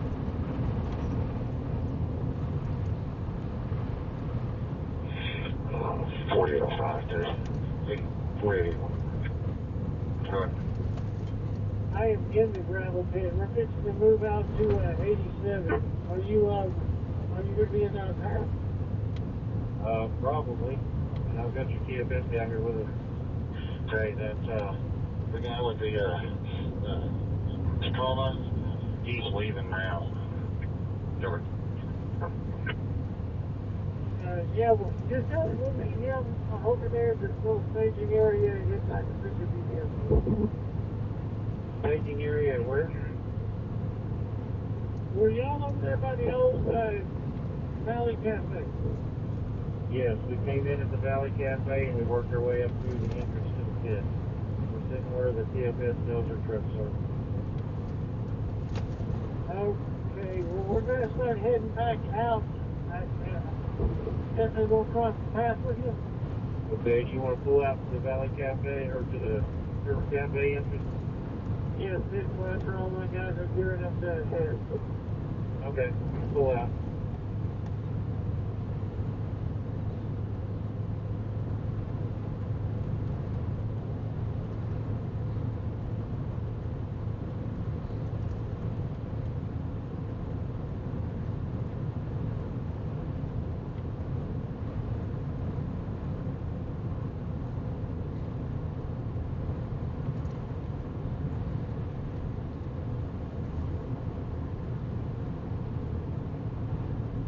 Patty, I'm done with that escort. Did we have any more callers waiting at the high school? Not that we're aware of, no. Careful.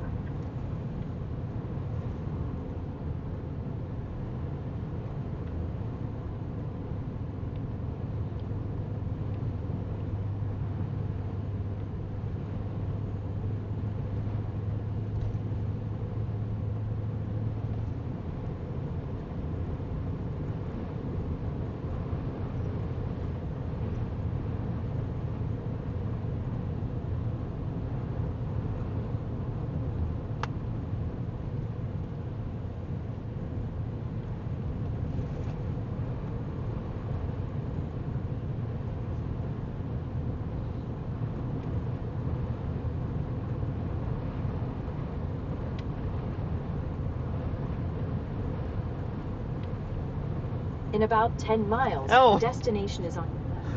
Oh, Four-way. whoa.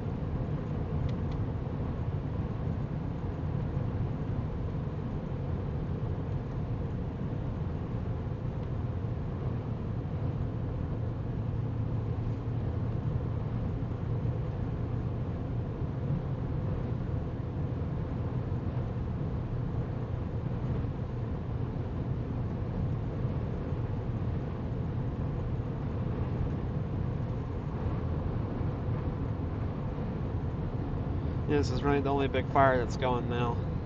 This one, Yep. The one up by Dalhart got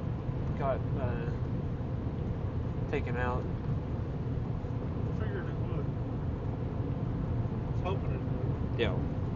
I said that's all cloud fields up there. Yep. For the most part. Farmland. The Lavender fire's last been updated, which is the fire that we're on now, has burned over 12,000 acres. Stop and get y'all a big picture of this one. Maybe.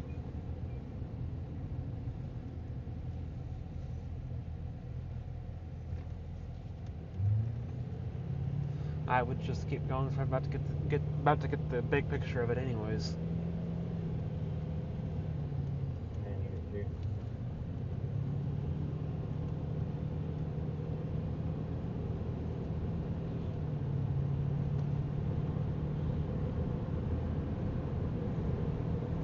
Dispatcher, 86. 56.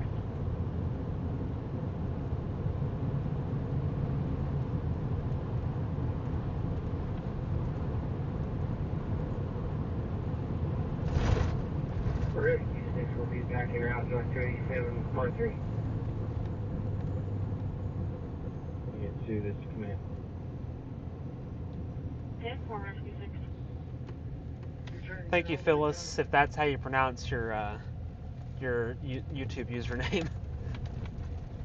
It's been quite a surprise to see how many major news corporations have picked up that video from yesterday on the 43 fire in Woodward. Pretty sure it's been CNN, CBS, and now NBC have all displayed it so far, which is very surprising. You can have your graders. If you get down here on the road, I think it would be a good idea to break the ditches. See what you can hold from there. I've got to bring heavy iron up on that. Yeah, next time I saw any iron, there might be some up here, but next time I saw any iron back there, it was well in the water. 805. Go ahead. 805, we need to do 21 dispatch, please.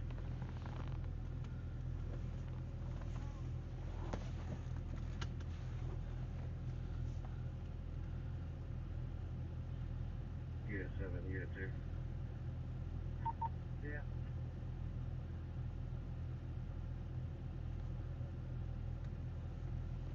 Alright, we're gonna head up here and scout this. You have another task force, looks like coming in. Okay.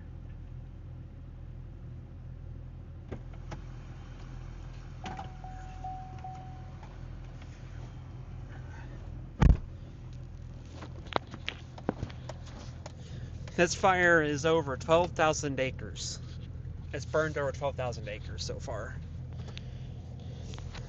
since it got started yesterday. yesterday afternoon, I think is when this one started.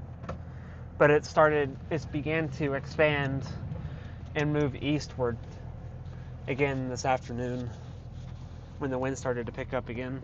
This building has got a lot of equipment.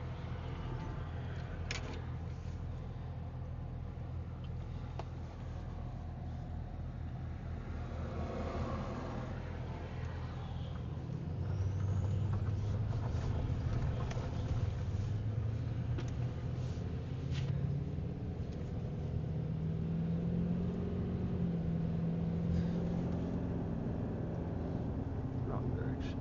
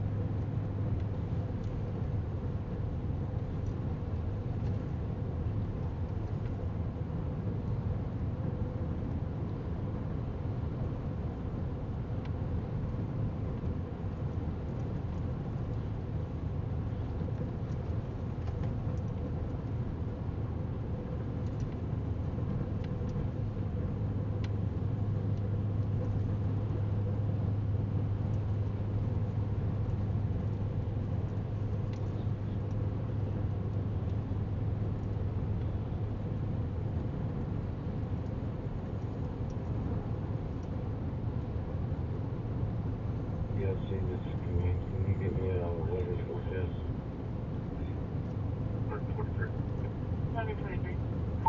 We are code 11 on 1253. 10-4. POC command. Copy that.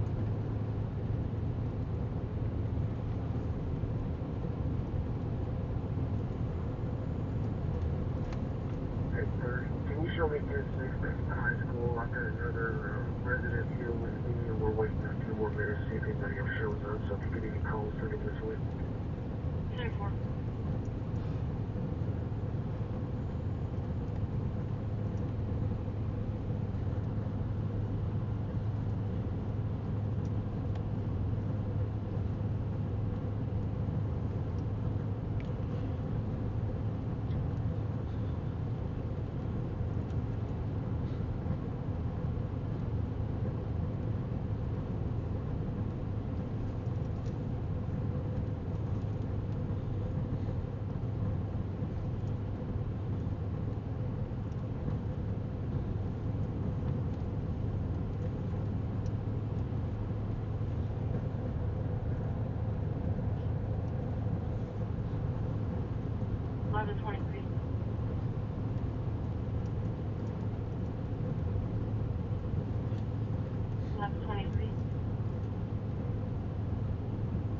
Go ahead.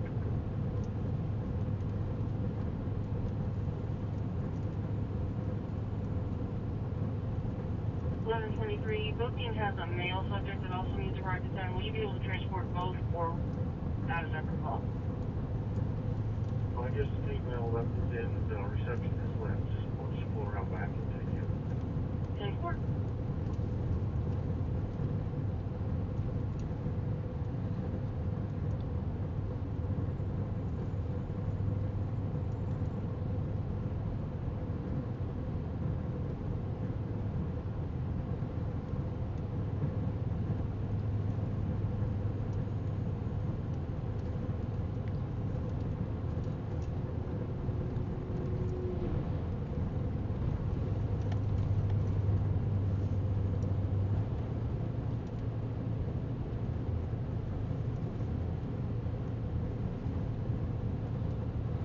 Yeah, it's pretty common to see UPS trucks, UPS semi trucks pulling trailers because they use it to haul all different types of cargo from shipping stuff.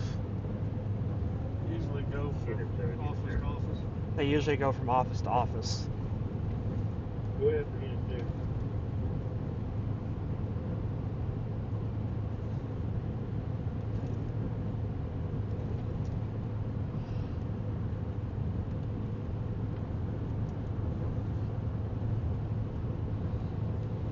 Hey, we're over here at the main ranch gate over here. Of course, we don't have a firewalk for it. We're not able to cut it right now.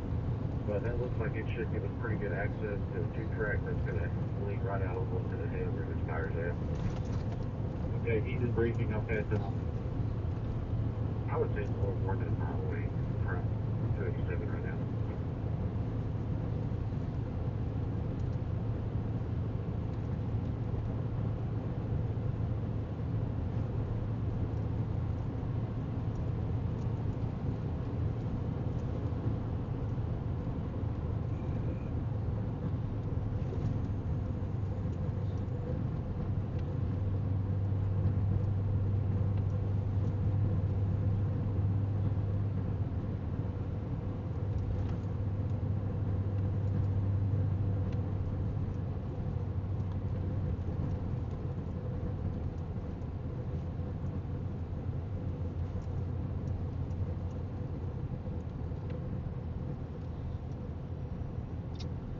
Well, we may not be going that way. May not be.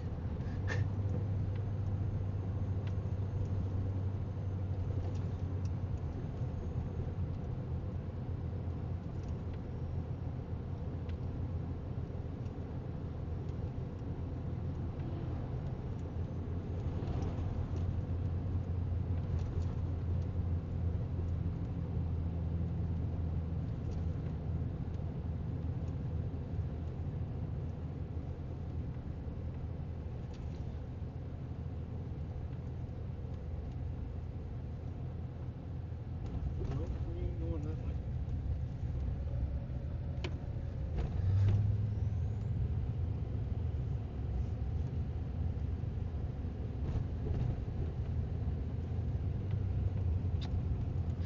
Well, it doesn't look like we will be getting close to that fire because they have what in the world? Not even gonna go there. They've got 287 southbound shut down.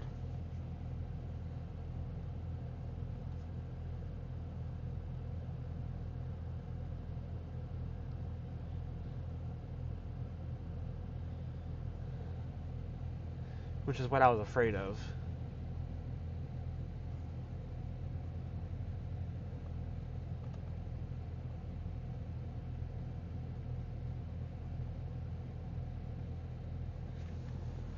No road networks.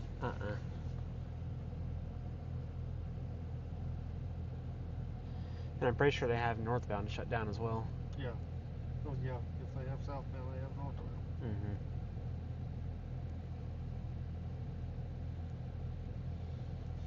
Well,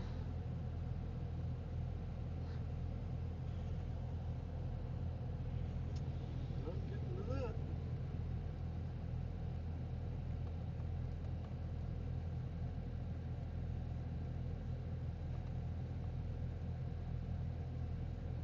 Wah, wah, wah. yes, that was a Cyber truck with a tent on the back of it.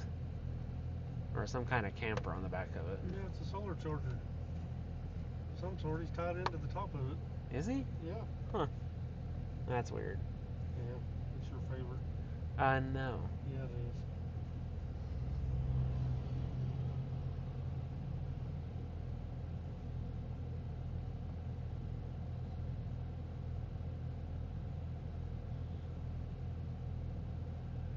Unit 7, Unit 2, Parks and Wildlife is a lot for us. We're making entry. Everything gets flagged with pink flagging. He's clear. Give me into Unit 2. Go ahead. Stand by for weather update.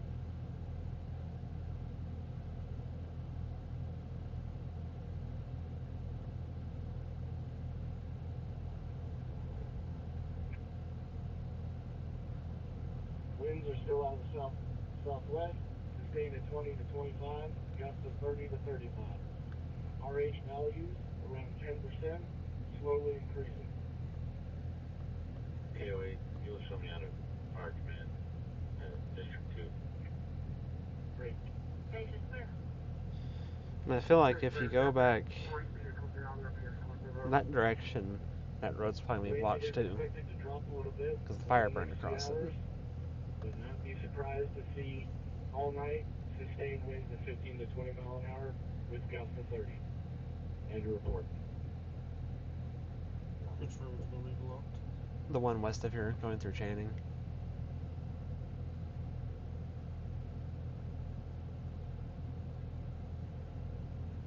Still, that's not gonna get us anywhere. Better off to go back where we was at. Yeah. Womp womp womp. Well, I don't really know what to do now. Unit 7 to Unit 2. Give him a second, he's headed to his vehicle.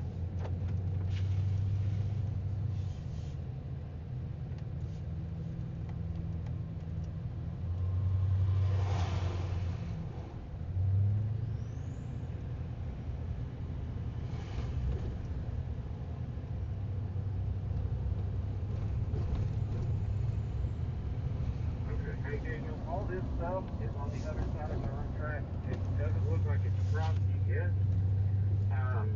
There's another gate up here that we can get to railroad property. But if you come up at where we flagged and come to the windmill, we should be able to get it from there. Okay, we're coming to you. Okay, that's show rescue 6 arrived. Yeah, everything's still on the other side of railroad tracks and has not moved yet. There is a UTV on the other side with that fire.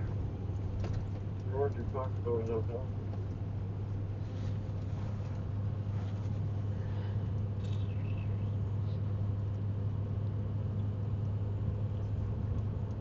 You get.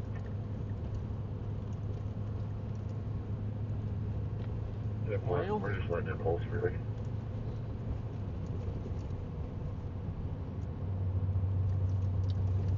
Yep, they're still getting over there. Nope.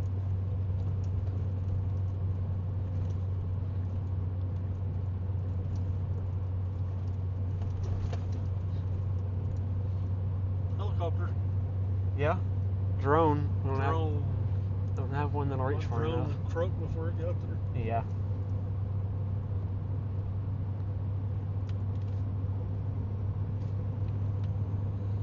Well, we're gonna go back to the other one, I guess. Or we can just find a place to stop and watch it. I mean,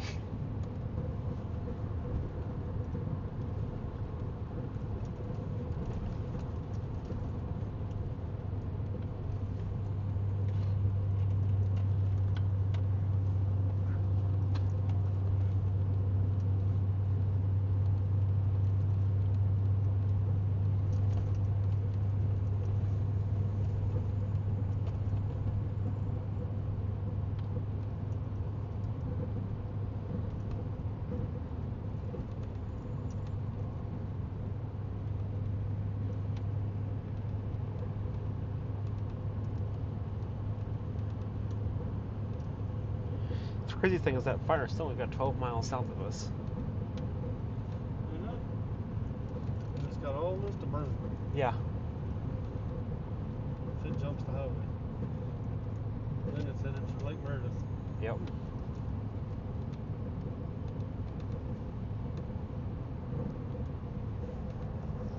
Level 23, I'm transporting one male to the resource center. Ten four.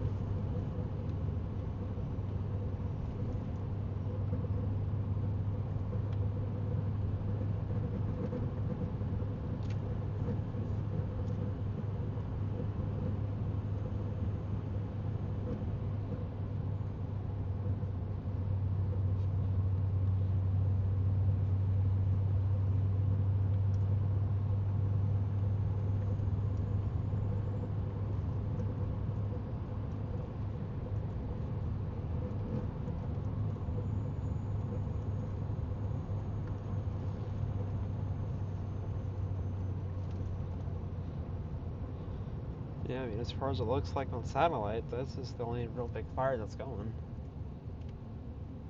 That other one's not even really shown on satellite anymore.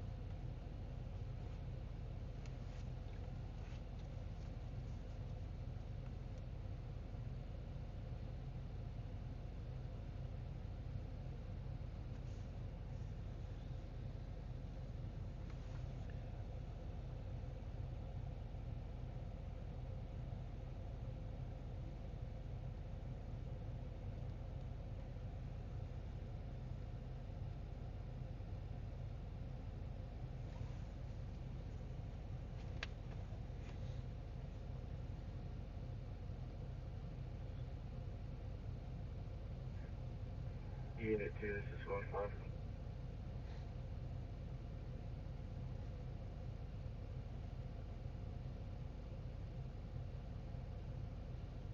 Squad 5, he's out of his vehicle.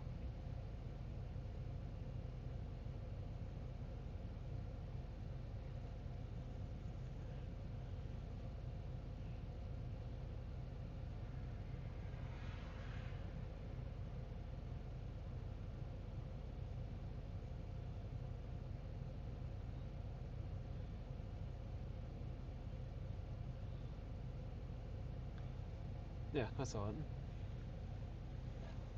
Great, Bernie. That's going steady. Copy 10 for me. 10-4, we have one more at the high school. The 294 at the high school. 10-4. I'll clear. I'll be there.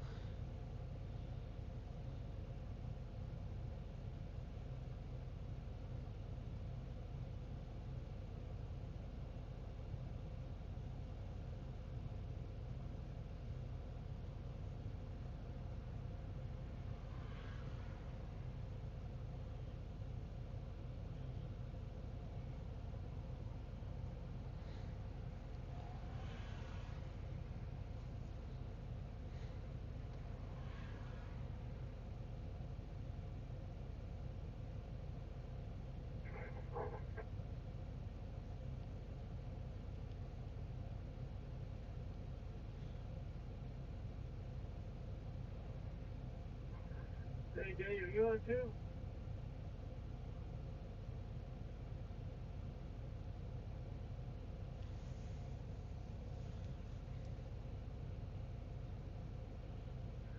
Powder County units. Why don't y'all merge up on me up here by DPS and everybody for a minute? Let's get a better plan to this. Operates, man. Unit 2. This is Unit 7. Go ahead.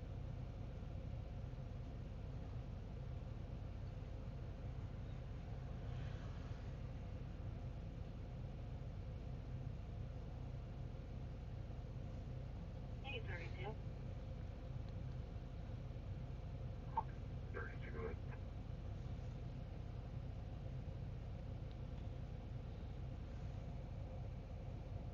We're looking at both of the flames from where we're at. The south flank is pushing hard up against these tracks. The north flank is not pushing that hard at all. Our ranch foreman's going to be going about a mile and a half to 2 miles north of this gate that we went in. There's another gate, and he's also got last slots in here that he'll be trying to push north. Okay, if you need to around 136 in Cass Johnson Road, look for a white truck pulling a trailer. That trailer is dragging a chain, last seen southbound from Cass Johnson. No further information though. He's gonna be Going pushing southbound from where? Wow. Cattle. 10-4. Unit 2, scorecard.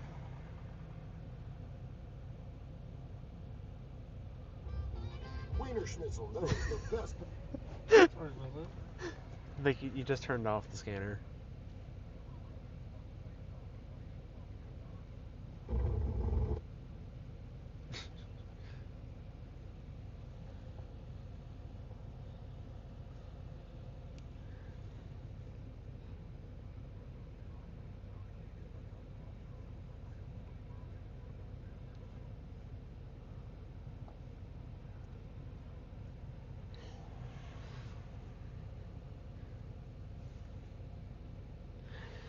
Yeah, this fire is about 12 miles south of us.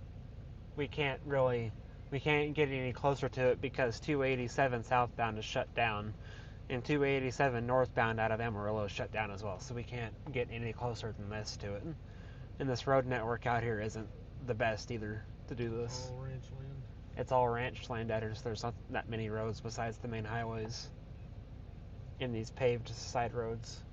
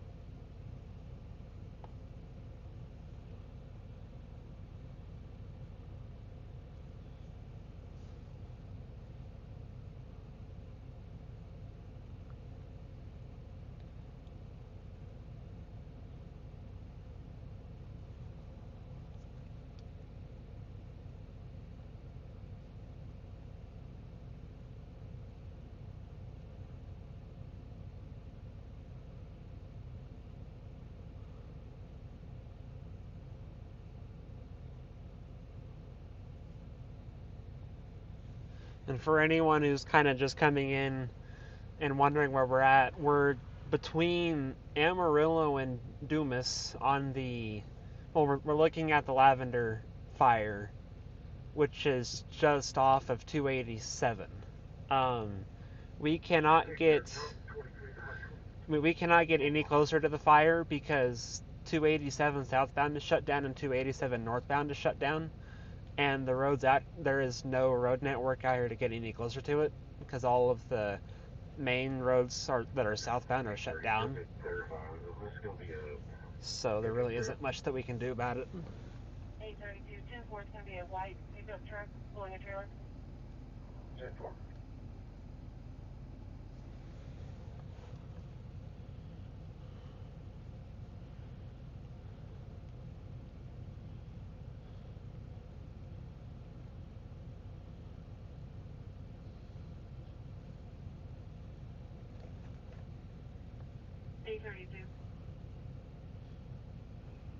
Unit 72. That south light looks like it might have jumped further south on the other side of this hill. That jumped the railroad tracks. So it's going to be between us and $40 station.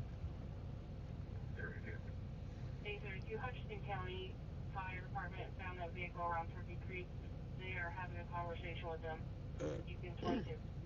They need to have a conversation with them. Yeah.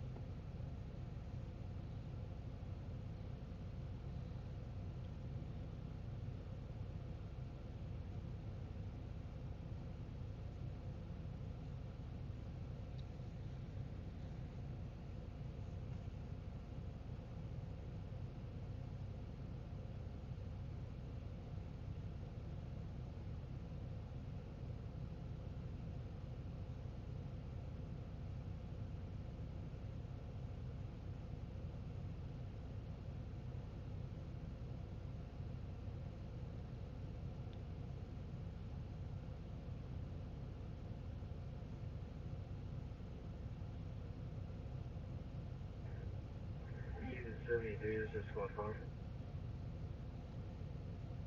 Go ahead. You're respawning, correct?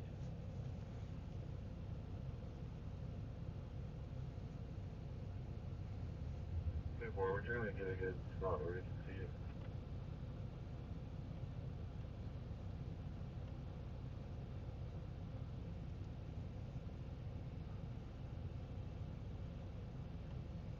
Okay. So whenever y'all get the chance, will y'all check on the ranch headquarters at, I'm assuming the ranch owner came by and was worried about the ranch headquarters, that they were going to be impacted by the fire. I can send you a pin if you need to know where it's at.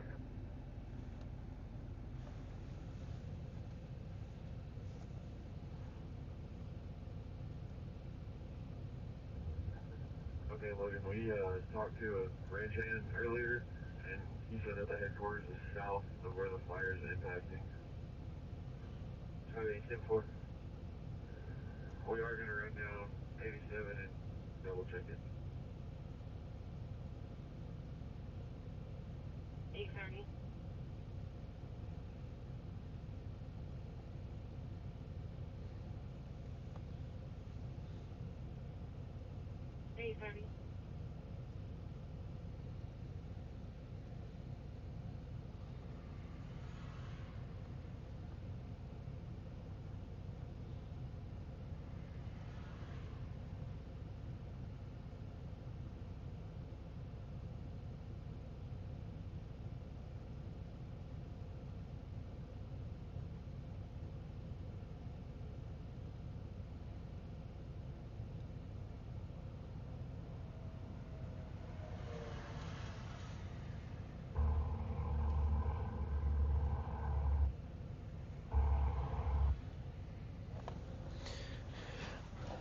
And you just killed the scanner again.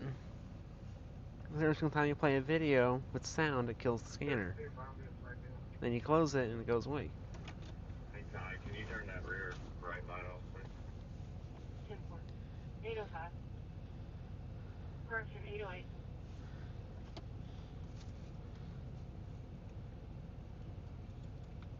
Find a way down in there. No, I've already kind of looked, but there isn't.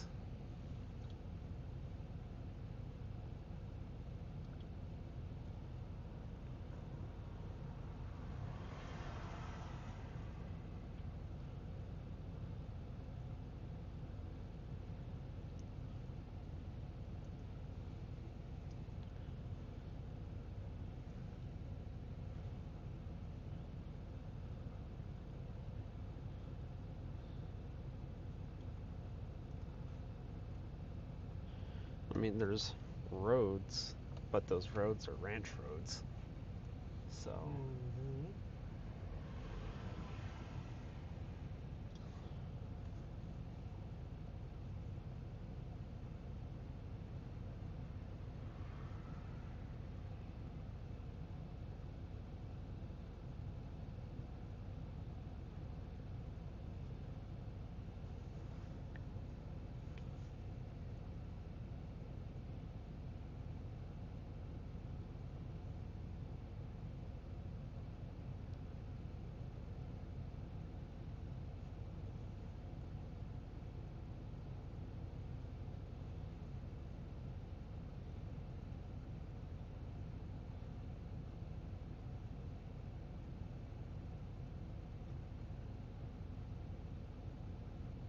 Hey, sir, if you're trying to get a hold of me about the telephone call, I've already spoken with the lady.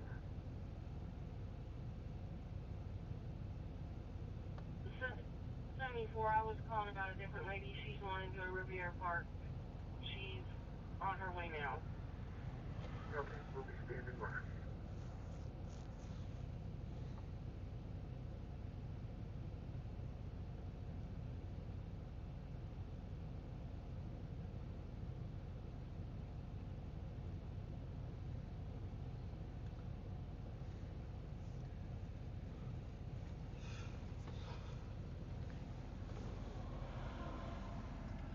Is that like on the river too?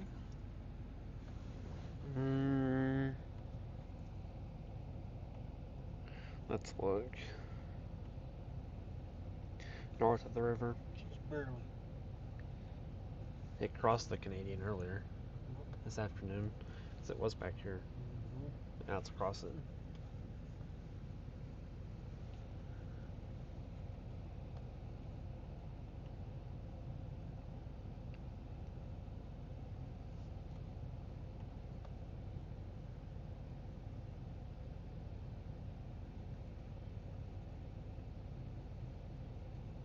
So apparently it's up to the railroad tracks.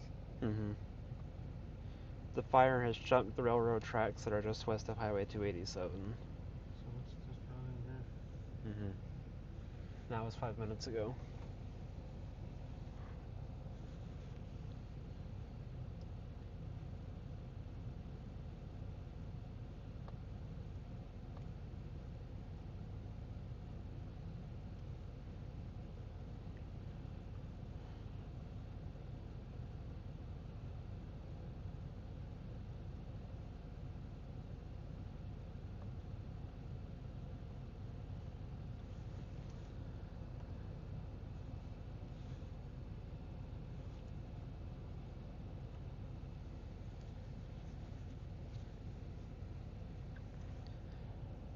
There's just no roads. Now, I typically use this map, and this map will you can just go through and it'll show roads, and there's just no roads. It'll show like the actual roads, not private roads. You have to zoom in to find the private roads.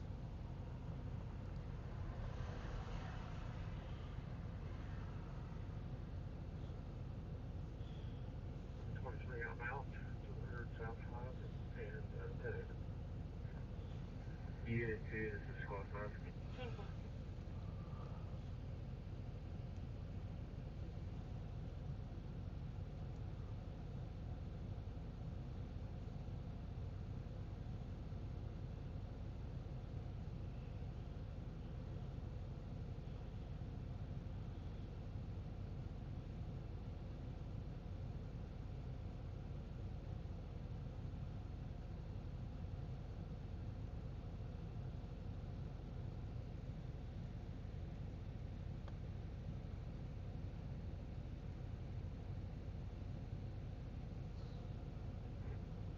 Unit 7, this is squad 5.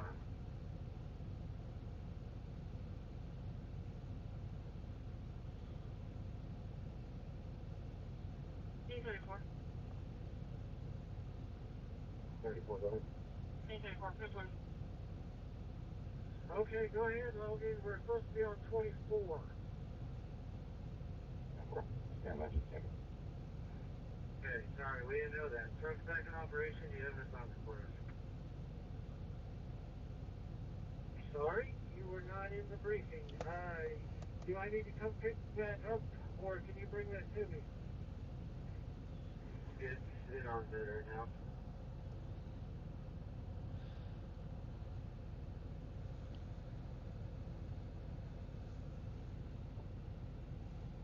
Cool. Whenever you get up here to 287, mile marker 121-ish, you can help us set up on the side of the road. 10-4. That's further north of where we're currently at? Yes, it's going to be further north. 10-4, we'll move to V5 24.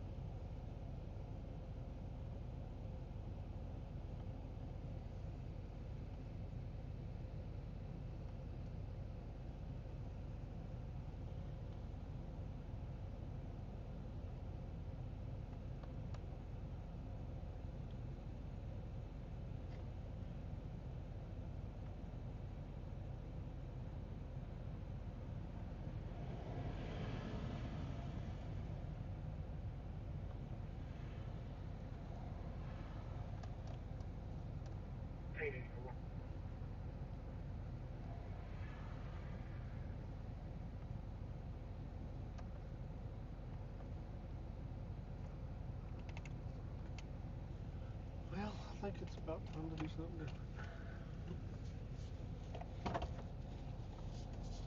Well, I can't see nothing. Nope. tell when the inversion sets in because the smoke plumes don't go up as far. Mm-hmm.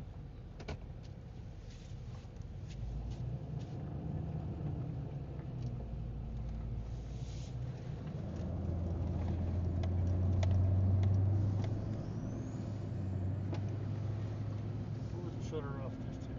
I'm not. I'm just readjusting it.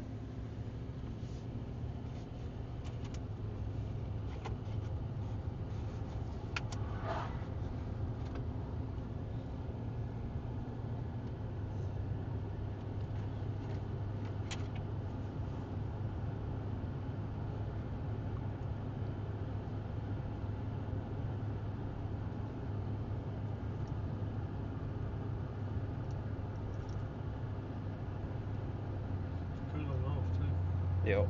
55 degrees. That helps too.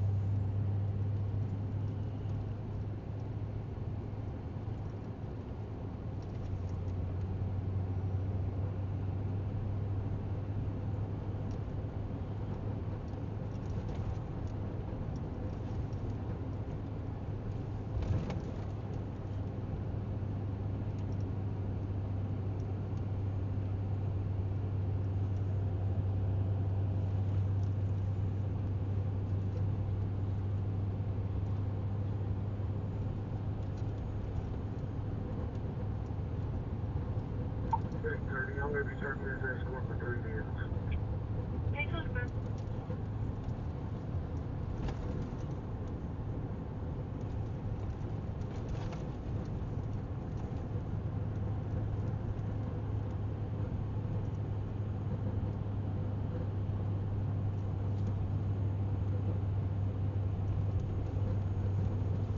Hoping they can get that stopped at 287.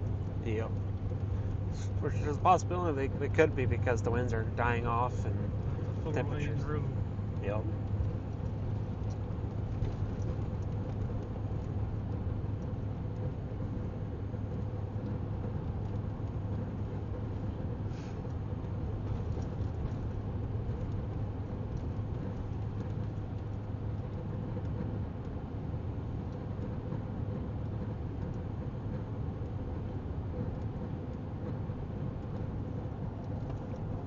Back over to Hutchinson County.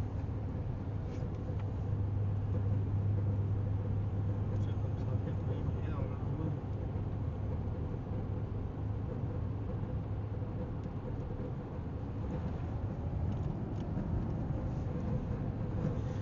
Guess we're about to find out.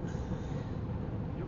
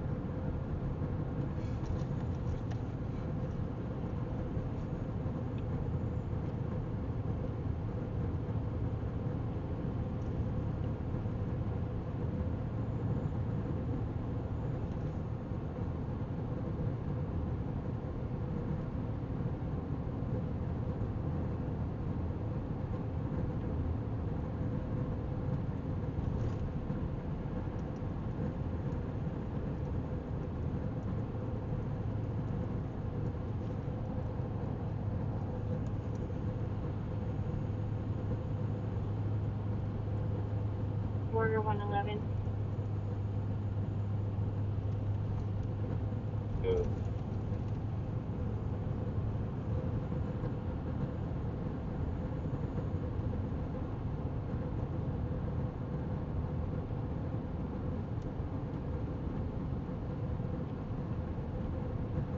Sterling Street and Western Avenue,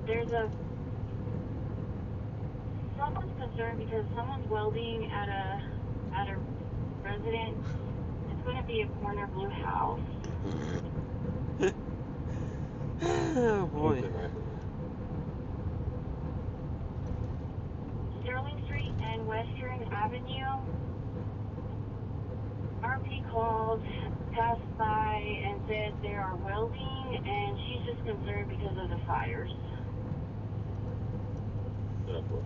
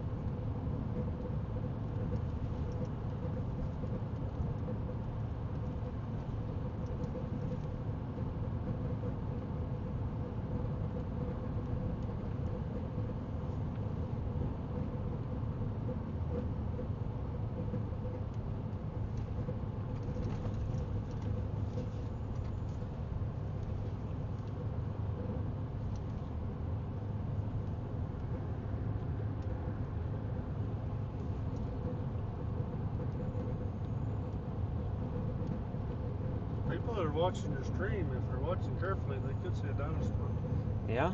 across in front of us. 'Cause we're out here in dinosaur country. I didn't see a pterodactyl.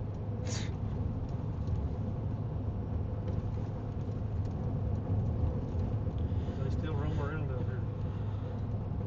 Yeah, according to you at least.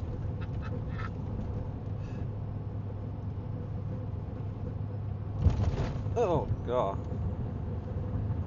I'd believe more in an alien than anything being out here.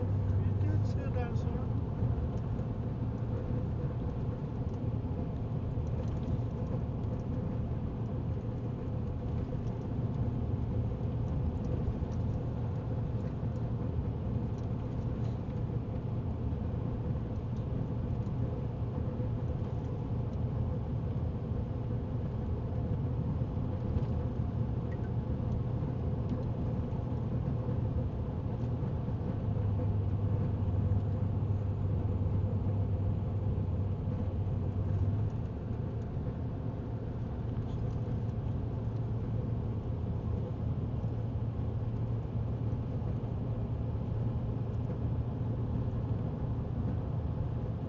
Everybody's headed to Illinois.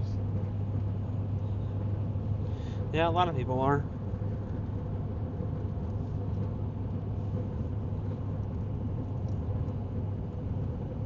Oh, there's the moon. Little fingernail.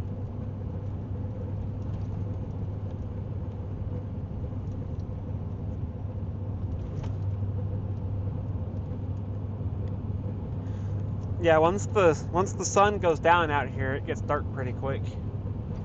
And it doesn't help that my camera that I'm using isn't real good in the dark either. I have it turned up about as high as I can get it.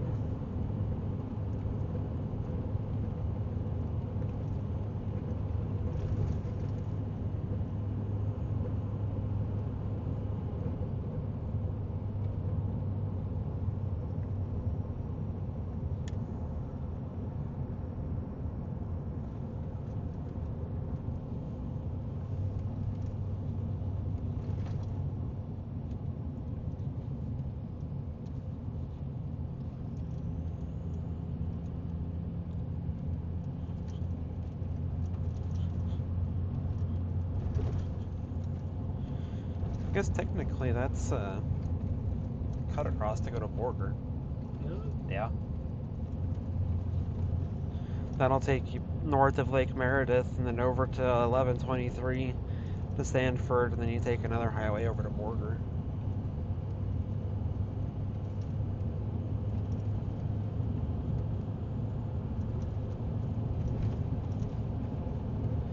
If you go back this way, this will take you back to Stinnett. Go check on our other little fire.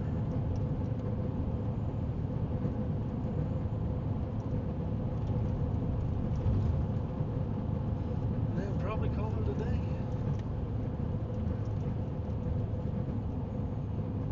Get ready for tomorrow. Back in Oklahoma.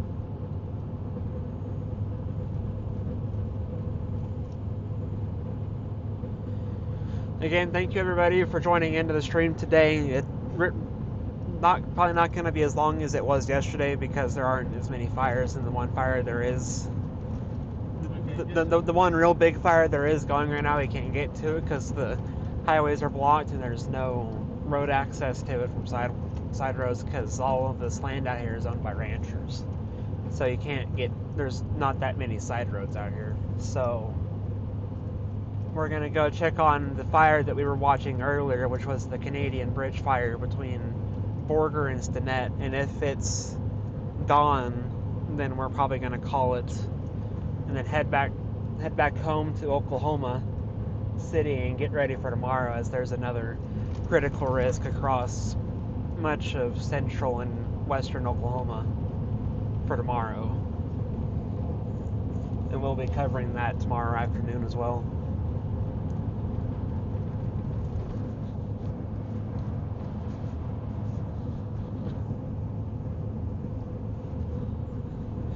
And if you've liked the stream, want to see more of this, and you want to help get our coverage out, because we do chase more than wildfires, we do chase severe weather, we chase tornadoes, we do chase hurricanes when there are good hurricanes to chase.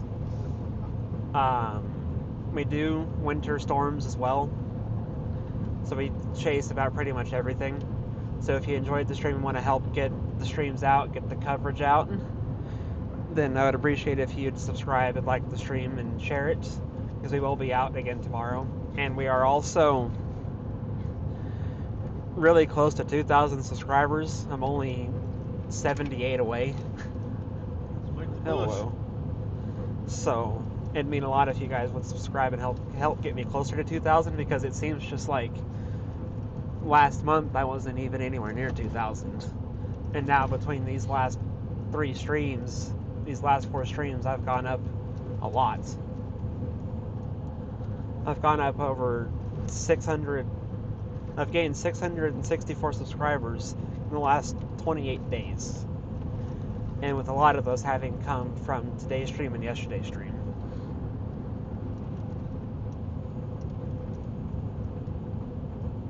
Yeah, the more people that subscribe and push it out, the farther we can reach out and get the warnings out. Yesterday's stream with the 43 fire in Woodward is just one of the many examples of stuff that we do, because warning people and giving coverage to the locals is our main priority, and that's why we do what we do, especially with wildfires, because wildfires are very dangerous. So we try to help give coverage to anybody and everybody that's around, as well as give coverage to the general public, and we don't, over-exaggerate. We try not to over-exaggerate things. We try not to. We try to remain somewhat serious throughout the chase, throughout when we do this stuff, because we do know this is valuable information to a lot of people. It's affecting everybody's lives. And this is affecting people's lives. I mean, even some of the emergency managers within these counties watch storm chaser streams. I know the National Weather Service networks or offices, they watch our streams. So all of the information that we can give out helps a lot of people, not just the general public, but even the people that's making the decisions behind the desk. So we try to provide information as much as we can wherever we can, especially when we're out here chasing.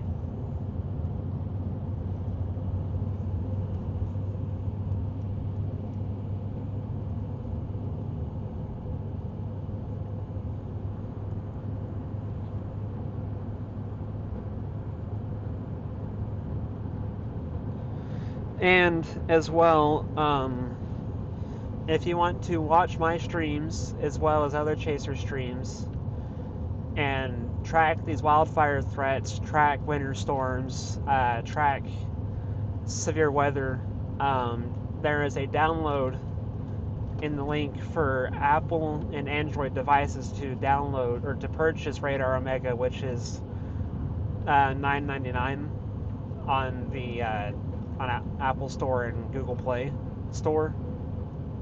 So there's download links for that in the description as well. You'll get access to all of the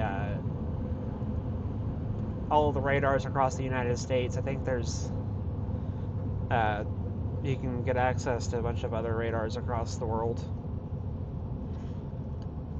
You also have access to Canadian radars all across the southern parts of Canada and Alaska. It even has radars in Australia. I don't even know what island this is. The Mariana Islands. I didn't know we had a radar out there. It's a great place to just go in and you can see where everybody's at. All these streamers. Just right there, you push on the button and they pop up. And like I said, there's a lot of other chasers besides me within this app too, because tomorrow there's going to be probably a couple of us out covering the wildfires, and there's going to be several chasers up in the Midwest tracking and chasing the severe weather threat tomorrow as well.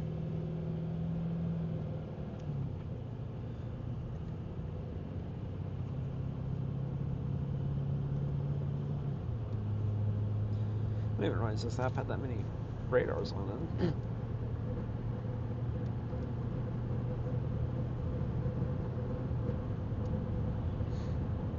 And they also just recently introduced, they just recently added fire warnings to the app after I suggested it last night after the fires up in northwestern Oklahoma and into southwest Kansas. And they did drop the fire warning for the Borger fire too. Yeah.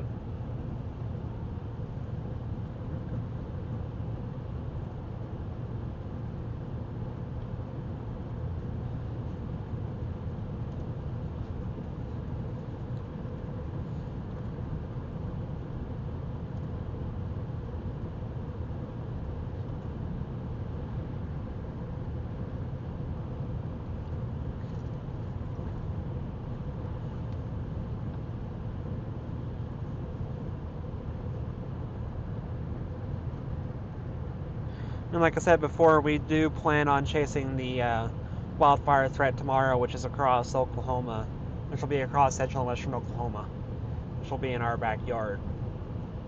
So we will be doing that as well tomorrow. Not sure when that stream will be starting, but it'll really just be starting whenever we get on a big wildfire, probably.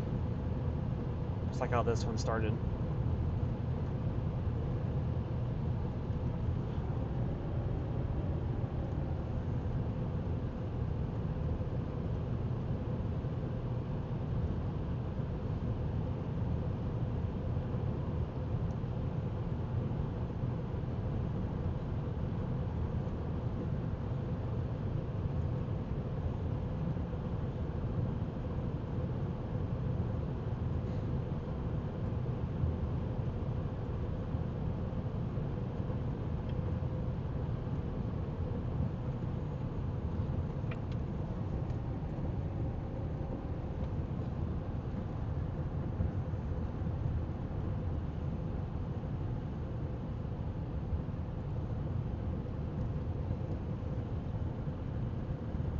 I actually have been put on max velocity streams quite a few times whenever we were covering severe weather, hurricanes, and winter weather. The most recent time I got put on Max's stream was Winter storm. the winter storm back in January in central Oklahoma. We covered that both days on the Friday and Saturday, I want to think it was.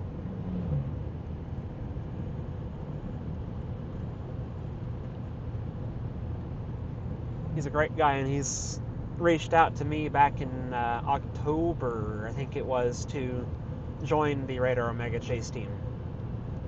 So he's the reason why I'm even on the Radar Omega app now.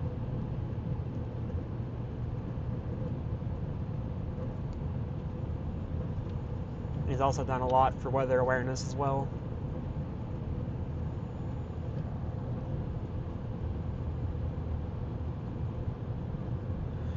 Hoping we'll get some actual storm chases pretty soon, but that doesn't really look likely for probably until March.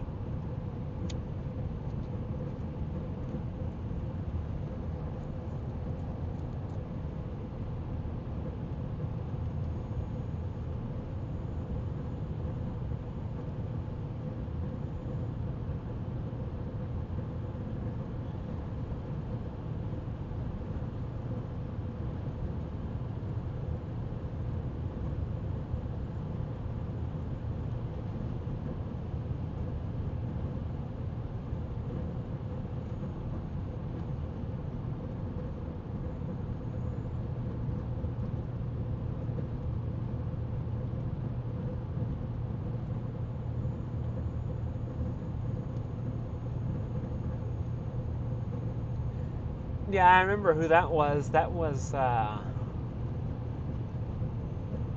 think that was Nate. No. I think that was Storm Chaser IRL that was doing donuts in a parking lot during a winter storm. And that same winter storm, they also had Connor Croft getting pulled in a chair.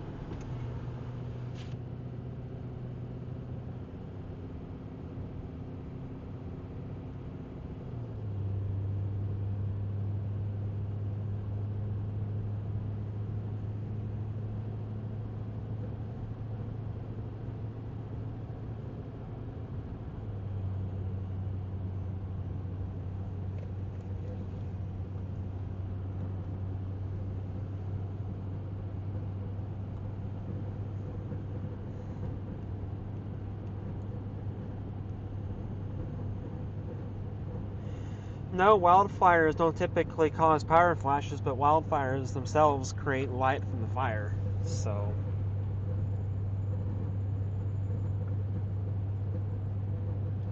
don't really typically need that. But if there are power flashes, then, well, I guess the winds are probably strong. Yeah, and that's probably causing the fire. Yeah. That's what started this one. It looks like the fire pole got snapped.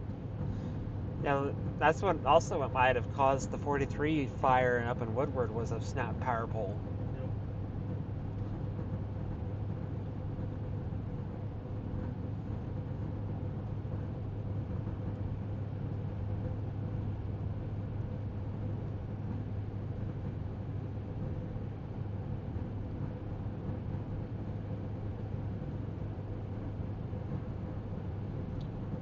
The road graders are headed home.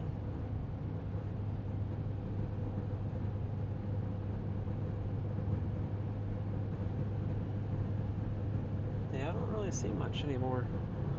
Yeah, it's completely cleared out now. Yep. Say they got it taken care of.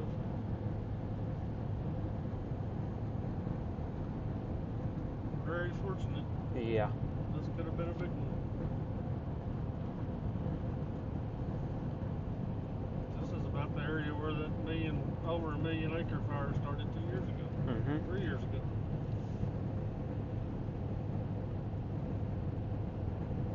The largest wildfire in Texas history.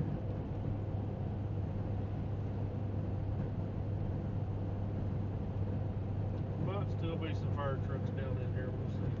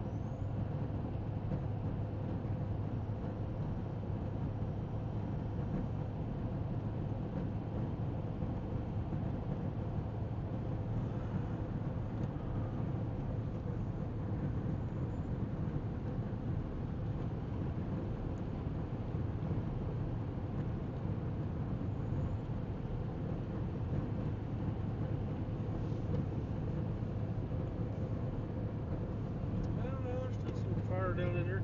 Yeah, there's a little bit of fire. Down in there putting out the hot spots. Which a lot of that's timber, they're probably just got to let it burn. Yeah.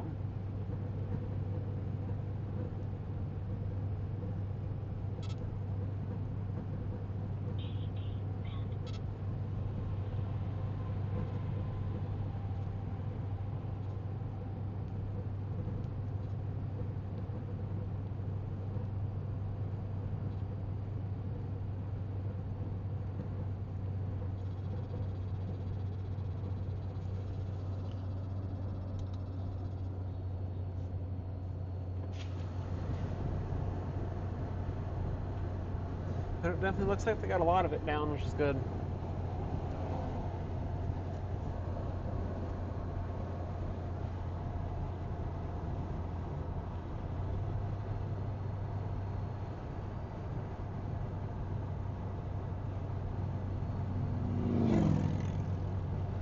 Yeah, just some hot spots left, looks like.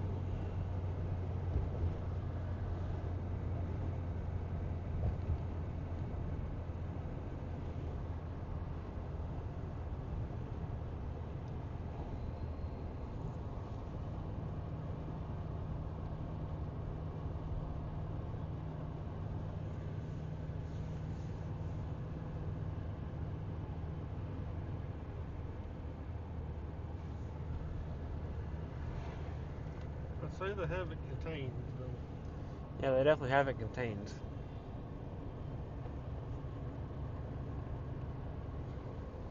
That's pretty much what's left.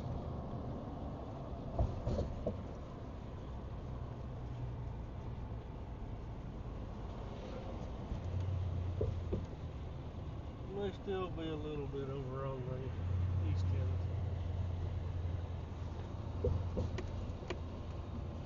You see, all that's down in the river. Yep.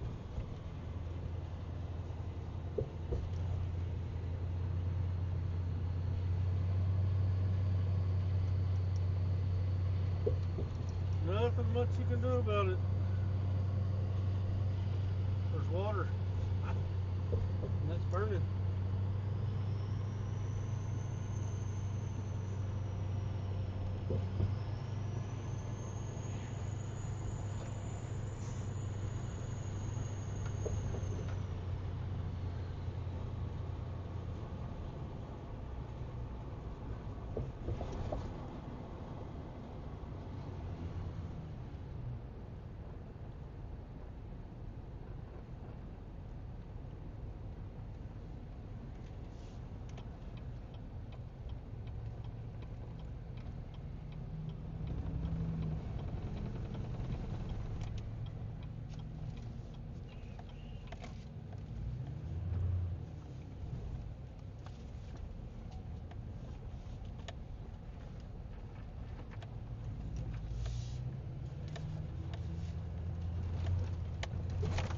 Oh boy.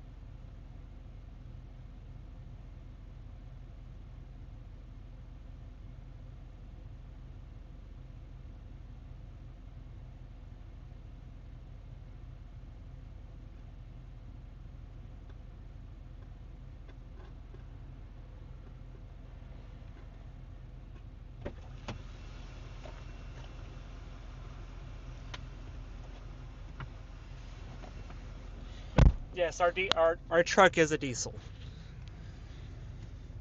We've got over 233,000 miles on this truck now.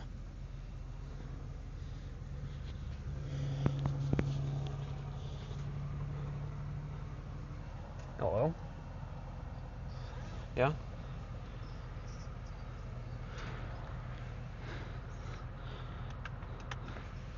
What was spinning? Oh, it's probably because we're parked under a canopy.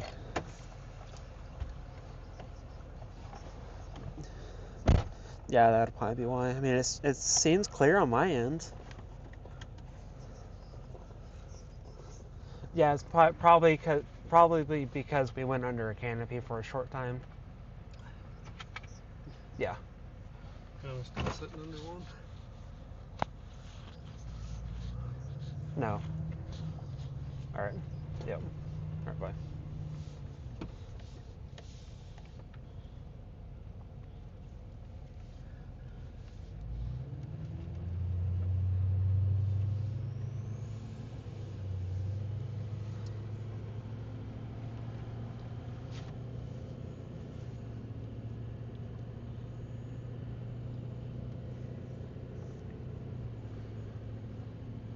Road graders. Bulldozers and road graders.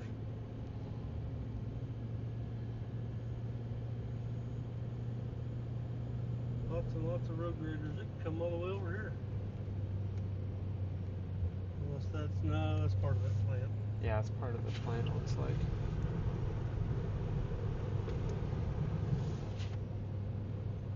Well, I think that's it.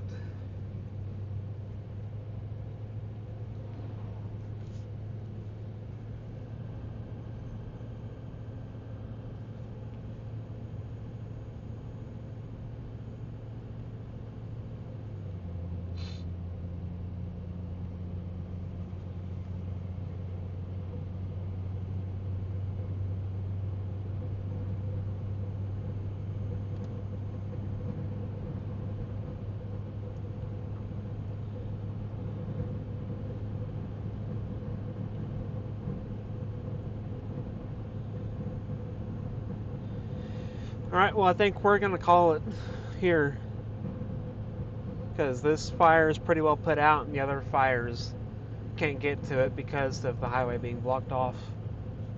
So, Hopefully they get it shut down tonight too.